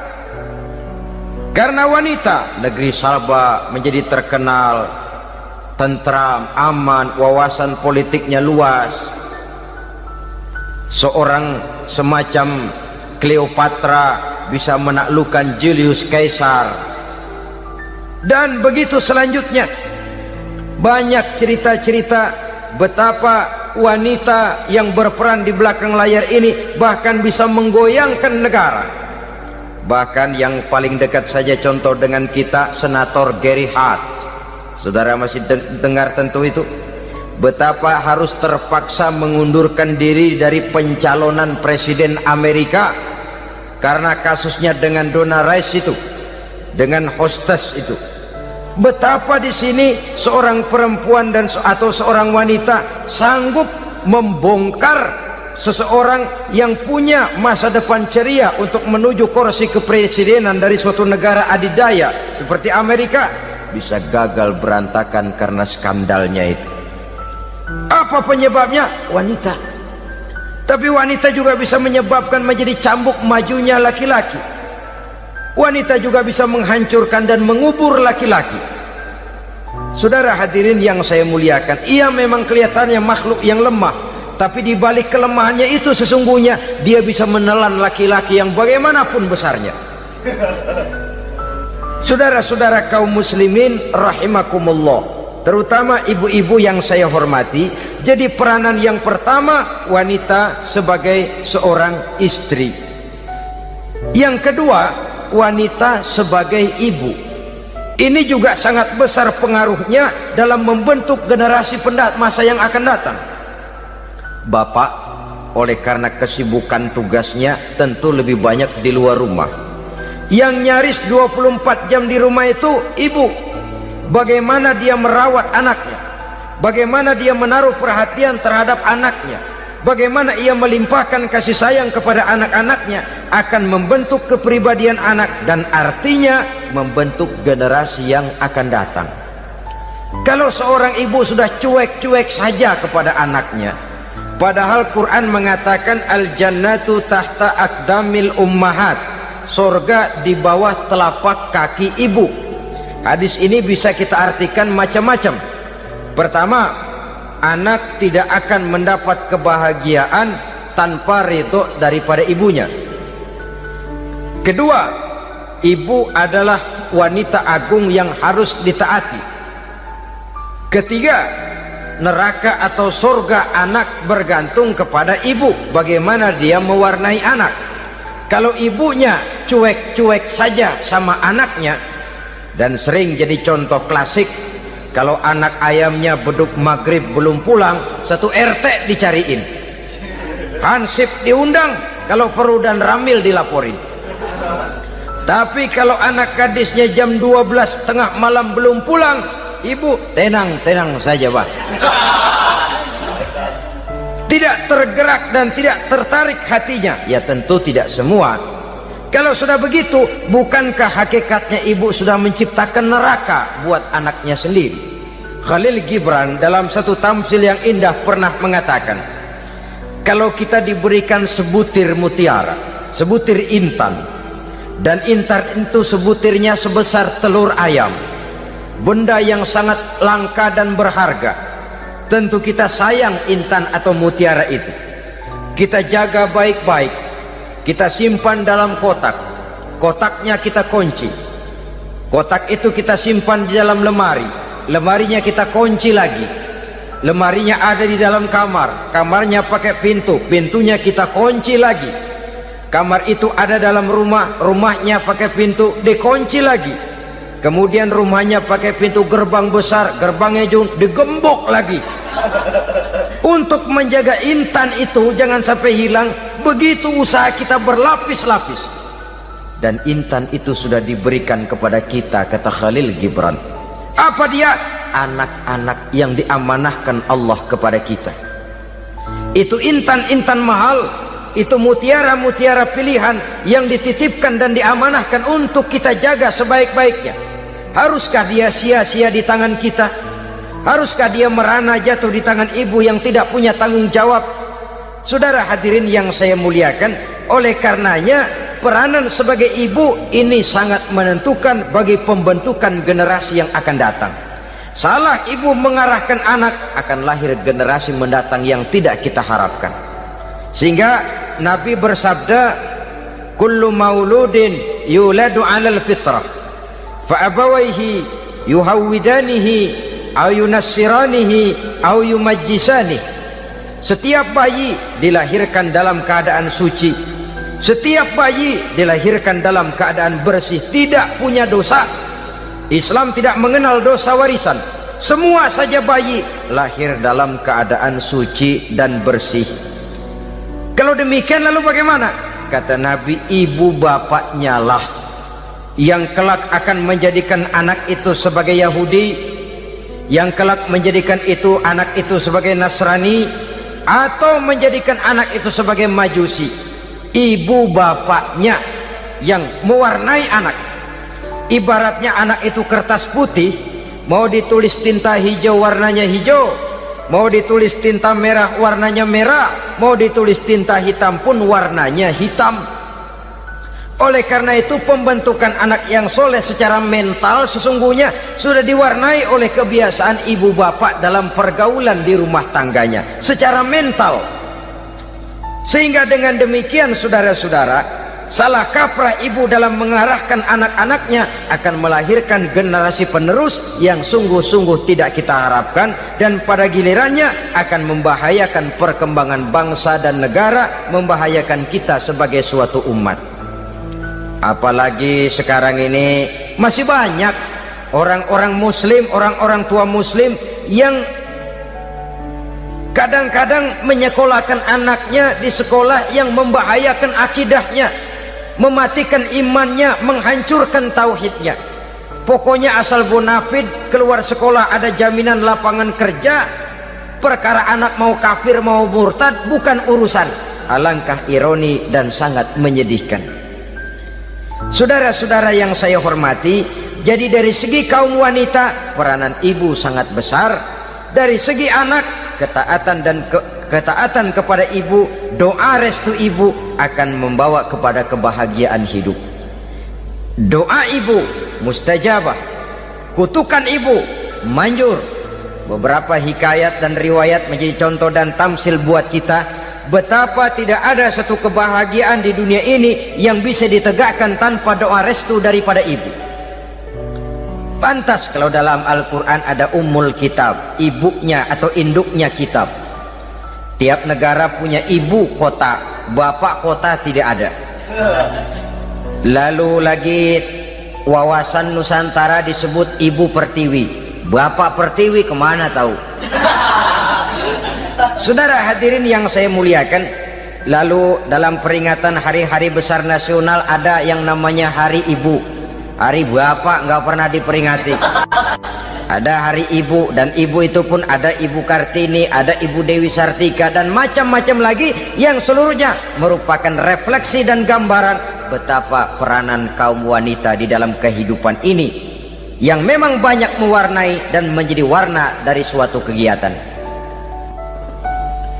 Saudara-saudara kaum muslimin rahimakumullah, apabila yang pertama tadi kita melihat peranan kaum wanita sebagai istri, betapa ia berpengaruh besar dalam ikut menunjang keberhasilan dan kesuksesan suaminya.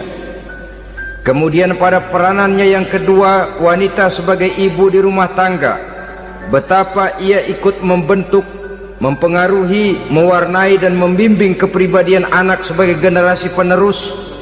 Maka pada peranan yang ketiga ini kita akan melihat wanita sebagai social agent, sebagai penggerak kegiatan sosial di berbagai bidang kehidupan. Apakah itu bernama majelis taklim, apakah itu bernama perkumpulan dan yayasan-yayasan kemanusiaan, organisasi-organisasi yang bergerak di bidang pendidikan.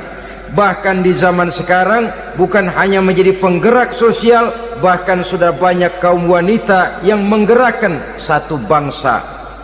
Dunia mengenal Margaret Thatcher, dunia mengenal Indira Gandhi, dunia mengenal Bandara Naike, dunia mengenal Corazon Aquino, dunia mengenal Golda Meir dulu itu dari Israel, dunia mengenal Imelda Marcos yang ambisius tapi yang kemudian melangkah kepada jalan yang negatif dari tujuan semula. Ini bukan hanya sekedar social agent, tapi bahkan sudah mengarah kepada menggerakkan dan mewarnai suatu bangsa. Islam membuka pintu ke arah itu. Wanita duduk dan berfungsi sebagai social agent, mengurus berbagai macam perkumpulan-perkumpulan yang bertujuan kepada kebajikan, menyantuni yatim piatu, memelihara kesehatan, menyayangi binatang, memelihara kelestarian lingkungan dan lain sebagainya. Islam membukakan pintu sepanjang peranan sebagai istri dan sebagai ibu tidak diabaikan. Ini sebab yang utama. Salah seorang perempuan, kaum wanita, kalau terlalu aktif berorganisasi, terlalu aktif bermasyarakat, terlalu aktif dalam berbagai macam perkumpulan, lalu melupakan tugas utamanya sebagai istri dari suaminya, sebagai ibu dari anak-anaknya.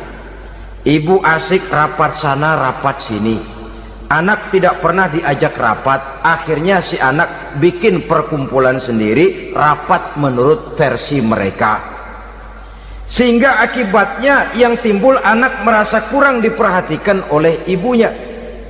Ngaji bagus, tapi kalau sepanjang hari ngaji saja, suami pulang mau makan tidak ada makanan, mau berganti pakaian belum lagi diteriska pakaiannya, tentu ini melupakan fungsi yang utama.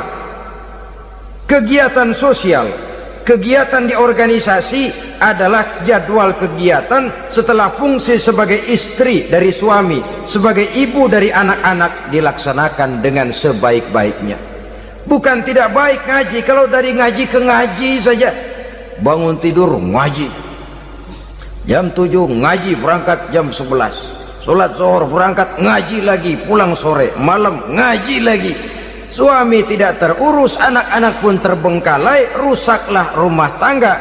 Dan bukankah satu bangsa terdiri dari satu tatanan masyarakat, dan tatanan masyarakat yang paling kecil bernama keluarga? Keluarga merupakan unit dari masyarakat, unit yang terkecil, dan keluarga terdiri dari pribadi-pribadi yang merupakan bapak, ibu, dan anak-anak. Sehingga masyarakat bangsa yang baik terdiri dari masyarakat yang baik, masyarakat yang baik tersusun dari keluarga-keluarga yang baik, dan keluarga yang baik akan muncul dari pribadi dan individu yang baik.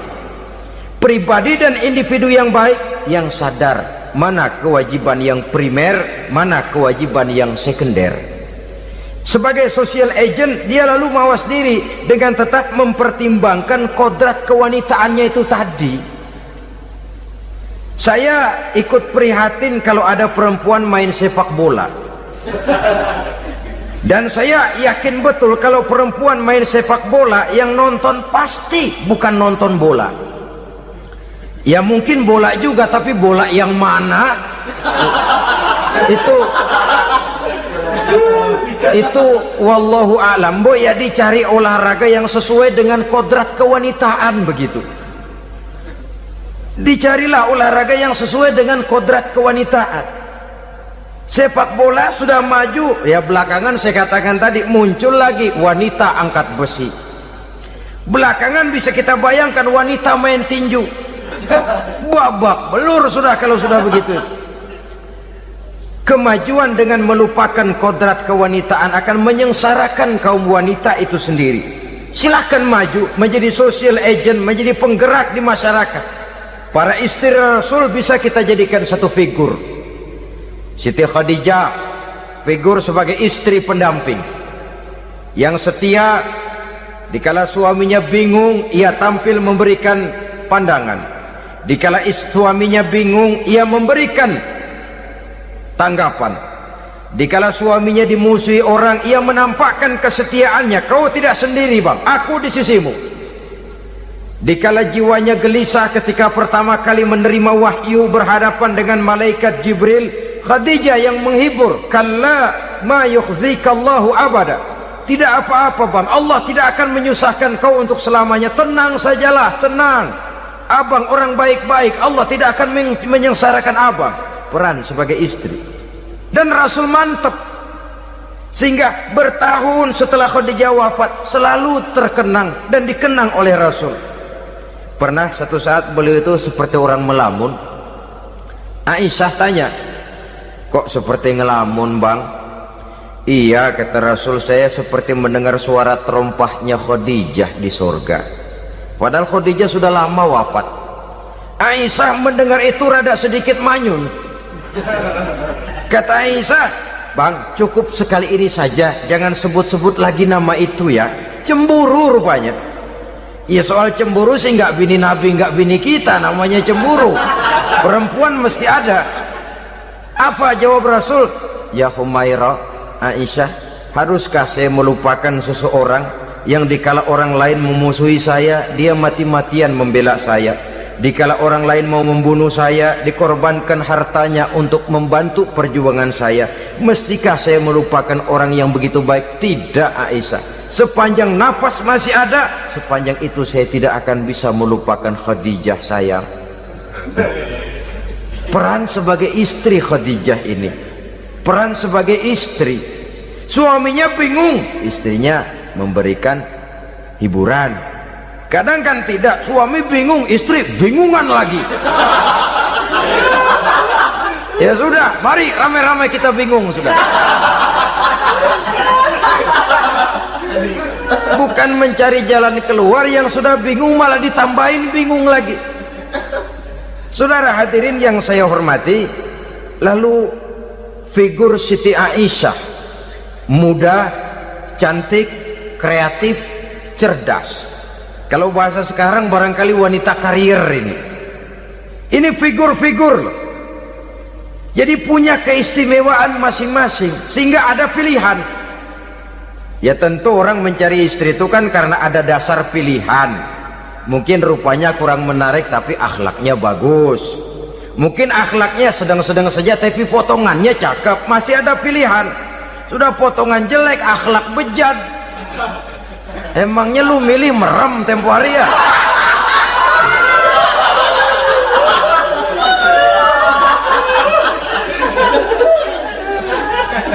Sudah nggak ada pilihan apa-apa. Lalu ada istri yang punya keistimewaan karena sifatnya yang sabar, ada yang wataknya itu pemurah, ada yang sifatnya itu belas kasih.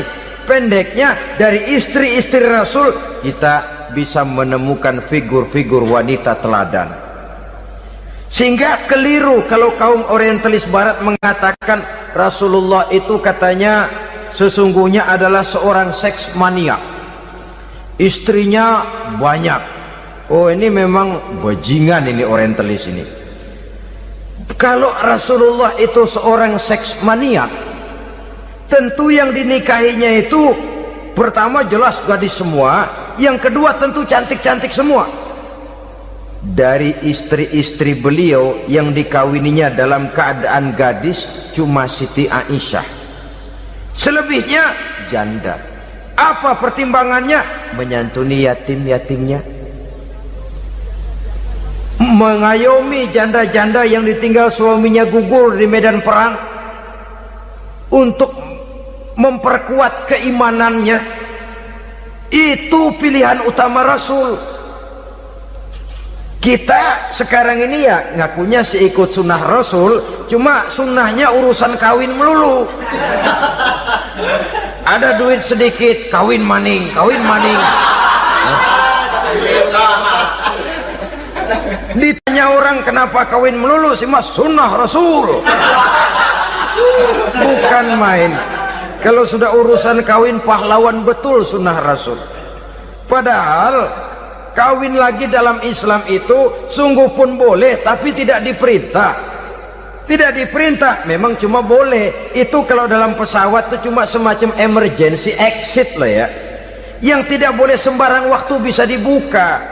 Kalau memang sanggup berlaku adil, tafadhol. Kalau tidak, satu juga nggak habis. Lagian saya kira perempuan itu kan cuma perbedaan rupa saja, perbedaan selera saja. Seperti singkong dengan sate, bedanya kan cuma di tenggorokan. Kalau sudah masuk ke perut, kenyangnya kan sama. Perempuan cuma berbeda dalam selera, rasanya barangkali ya, barangkali.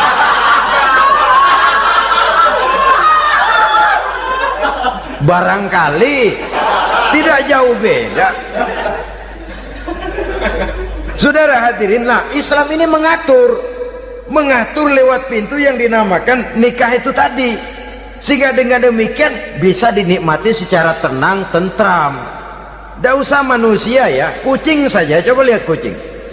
Kalau ikan dia boleh nyolong, kucing itu boleh curi, makannya nggak tenang kucing. Coba lihat ini. Asal dia nyolong ikan, makannya juga mindik-mindik. Matanya nengok kiri, nengok kanan. Ada sedikit gerusak, kabur. Secara nalurinya kucing tahu kalau ini ikan curian, makannya nggak tenang dia. Tapi kalau ikan kita kasih, kucing anteng, geledek juga nyamber, manteng aja dia. Nalurinya mengatakan ini ikan dikasih sama yang punya, tenang dia. Saudara hadirin yang saya hormati, orang juga gitu. Kalau hubungan suami istrinya sudah sah, diikat dengan akad nikah, tenang, anteng, nggak gerasak gerusuk, nggak kayak diubur-ubur maling, anteng aja. Dia yang ngintip juga cuek aja udah. Biarin aja dia ngintip, capek sendirilah.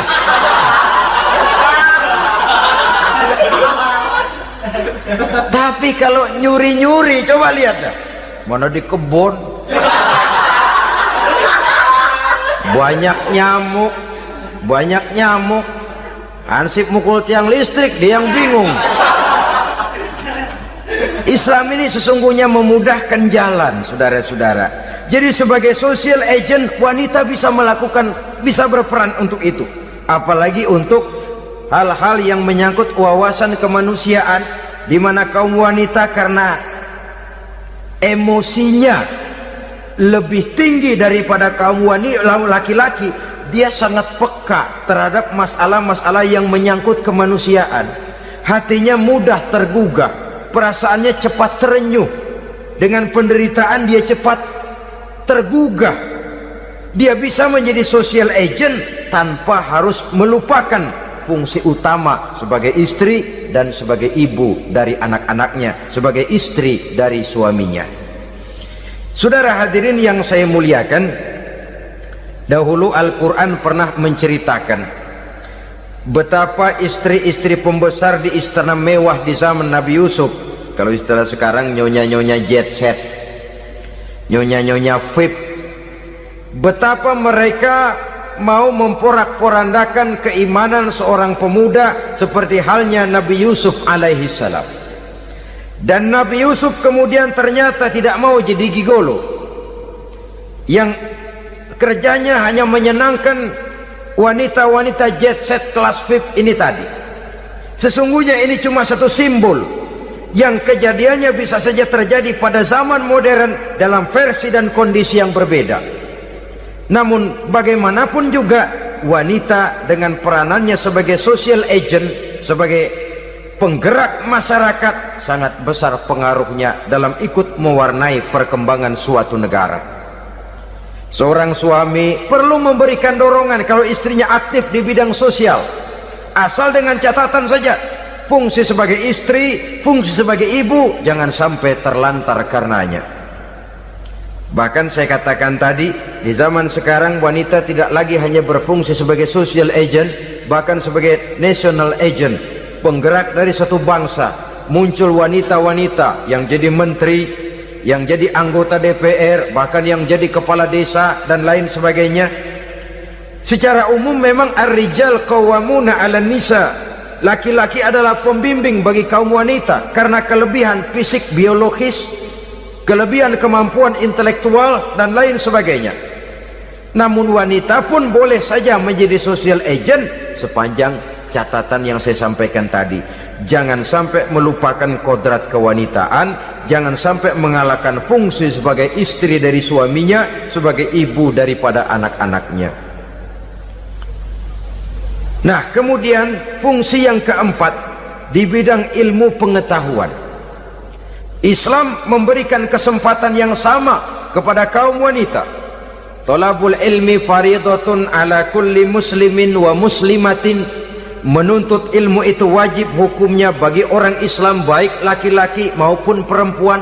Sampai dibentuk kalimat pengecuali khusus ini, muslimin wa muslimatin, bagi muslim laki-laki, bagi muslim perempuan. Dan alhamdulillah, kalau dulu di zaman Raden Ajeng Kartini, nasib perempuan berada di balik pintu yang digembok rapat-rapat. Siklusnya berputar cuma sumur, dapur, kasur, kasur, sumur, dapur, dapur, sumur, kasur. Melingkar di situ-situ saja peranan kaum wanita. Memberontak jiwa Raden Ajeng Kartini, menuntut persamaan bahwa wanita berhak maju sama dengan laki-laki. Entah Islam sejak 14 abad yang lalu sudah mencanangkan ini, menuntut ilmu wajib bagi laki-laki dan perempuan beragama Islam. Orang Islam baik dia laki-laki baik dia perempuan wajib menuntut ilmu.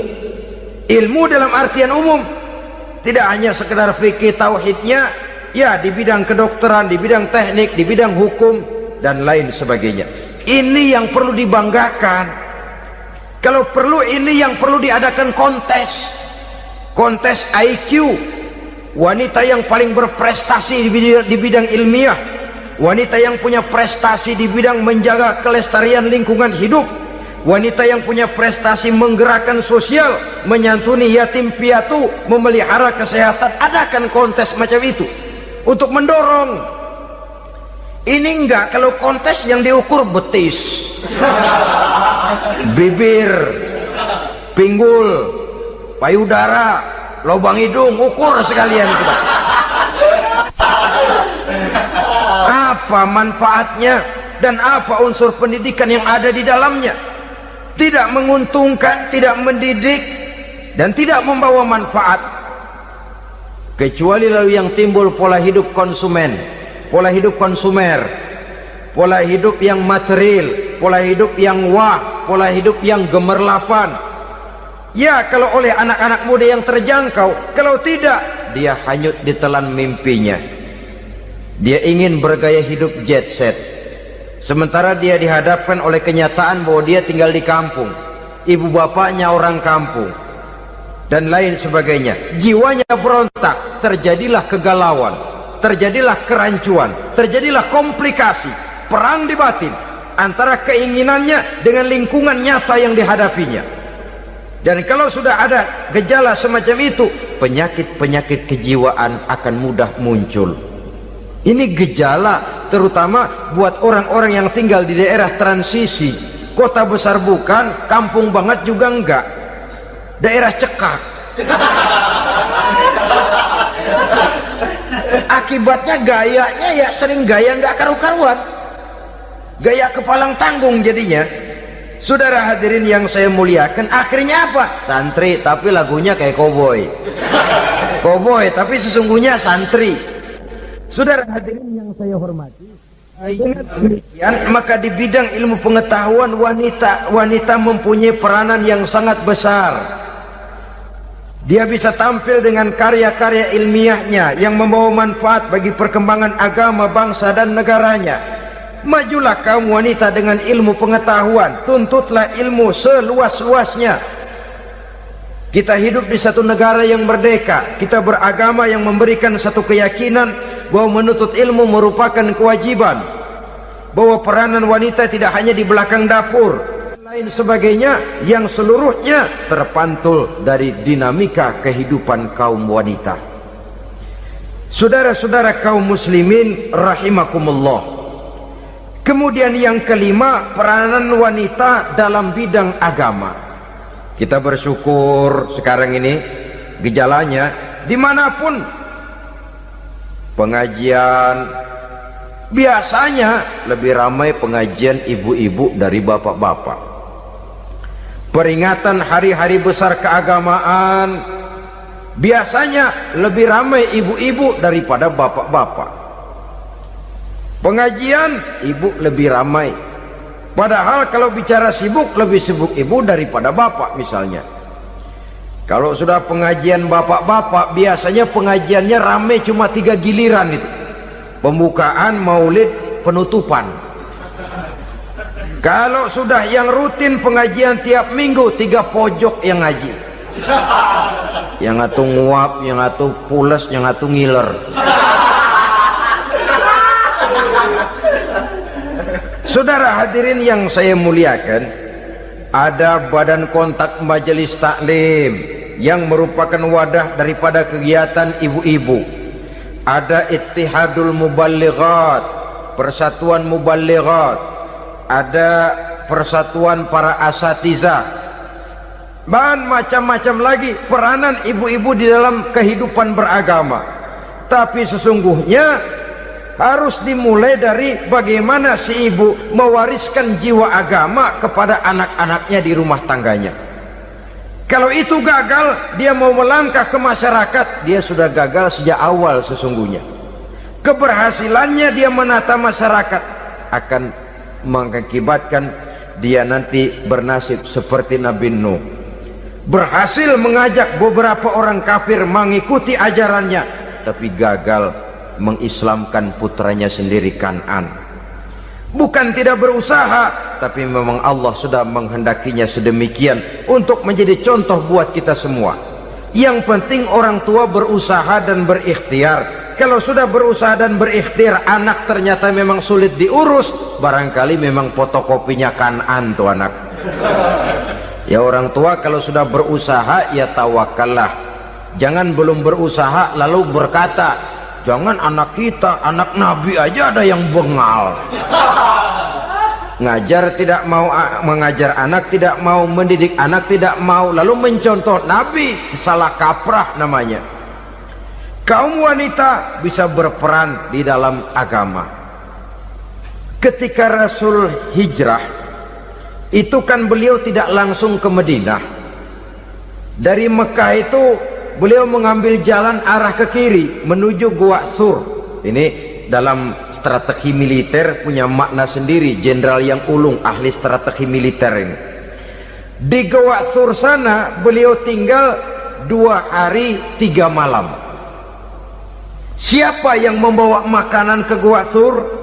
Siapa yang menjadi kurir untuk mengintai kegiatan-kegiatan Quraisy setelah Nabi berangkat hijrah? Asma, putri Abu Bakar Siddiq radhiyallahu anhu. Jadi kurir, jadi spion, membawa makanan untuk Rasul dan ayahnya di Gua Sur. Ini peranan wanita. Di tengah bahaya, di tengah keadaan posisi terjepit, Rasul di dalam gua, diamatinya keadaan Quraisy, dilaporkannya kepada Rasul. Jasa seorang wanita bernama Asma, putri dari Abu Bakar Siddiq radhiyallahu anhu. Rabi'atul Adawiyah, seorang sayyidah sufiyah, ahli tasawuf yang terkenal dengan ajaran cintanya kepada Tuhan. Dia bisa menjadi tokoh wanita dalam gerakan sufi oleh karena kegiatannya di bidang agama, dalam arti mujahadahnya kepada Allah subhanahu wa ta'ala. Dia korbankan bagian besar daripada hidupnya untuk mengabdi kepada Allah. Setelah suaminya meninggal, seumur hidup dia tidak pernah nikah lagi. Bukan tidak cantik, cantik. Bukan tidak ada yang mau, banyak yang meminang. Bahkan diantaranya termasuk Sufyan Tsauri, seorang tokoh juga, pernah mencoba meminang beliau. Kata Sufyan, Rabi'ah, bagaimana? Kamu kan janda? Iya. Lalu, lah saya kan duda. Jadi bagaimana? Daripada kita masing-masing sendiri-sendiri kan lebih baik kita join. Maksud kamu apa? Saya mau meminang kamu. Boleh? Tapi mas kawinnya saya minta engkau jawab 4 pertanyaan saya. Kalau bisa, diri saya seutuhnya saya berikan kepada kamu. Kalau tidak, tidak usah saja. In ajabtani fi 4 masail fa ana laka. Kalau engkau sanggup menjawab 4 pertanyaan saya, seluruh diri saya bulat-bulat saya serahkan kepada kamu. Yang pertama, Sufyan, semua orang kan bakalan mati. Iya. Ya soal mati sih sama, mati.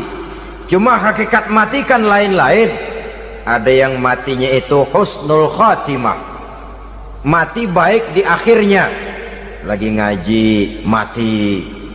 Lagi baca Quran, mati. Lagi sholat, mati. Lagi dengar ceramah, mati. Lagi sodakoh, mati. Itu mati-mati yang su'ul khatimah. Ada yang mati itu mati yang husnul khatimah, maksud saya.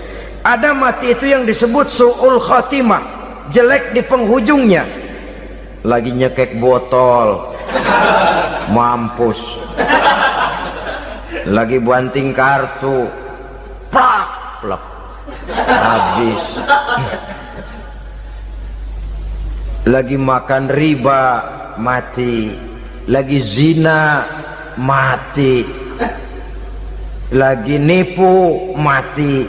Kira-kira kalau saya nanti mati, su'ul khatimah apa husnul khatimah? Loh, saya nggak tahu, kamu mati saja belum. Tidak bisa kamu jawab, tidak bisa. Yang kedua, setelah mati kita masuk ke alam kubur. Di kubur kita akan dapat nikmat kubur atau azab kubur. Hari itu kira-kira saya dapat nikmat apa dapat azab? Saya tidak tahu. Di padang mahsyar setelah ditimbang kita dapat kitab di tangan kanan kalau baik, di tangan kiri atau dari belakang kalau jahat. Hari itu saya dapat kitab di tangan kiri apa tangan kanan? Saya nggak tahu. Yang keempat, orang akan lewat di atas sirat. Yang selamat sampai surga, yang celaka sampai ke neraka. Kira-kira saya yang selamat apa yang celaka? Wah, kata Sofyan, gua nggak tahu, udah butak dah lempangan itu deh. Kalau kau tidak tahu Sofyan, tidak bisa jawab 4 pertanyaan ini, maaf saja, lamaranmu saya tolak dan saya tidak akan nikah. Ini yang saya khawatir. Maka dia terkenal sebagai Sayyidah Sufiyah, tokoh wanita dalam dunia sufi. Dan artinya wanita bisa berperan banyak dalam bidang agama, sebagai pengasuh majelis taklim, sebagai pengasuh yatim piatu, sebagai gerakan-gerakan keagamaan yang positif dan lain sebagainya. Ini dimungkinkan karena Islam menunjang harkat dan martabat kaum wanita. Maka majulah kaum wanita Islam Indonesia dengan tetap menjaga kodrat kewanitaannya. Inilah yang kita sampaikan pada kesempatan ini. Terima kasih atas segala perhatian, mohon maaf atas segala kekurangan. Wassalamualaikum warahmatullahi wabarakatuh.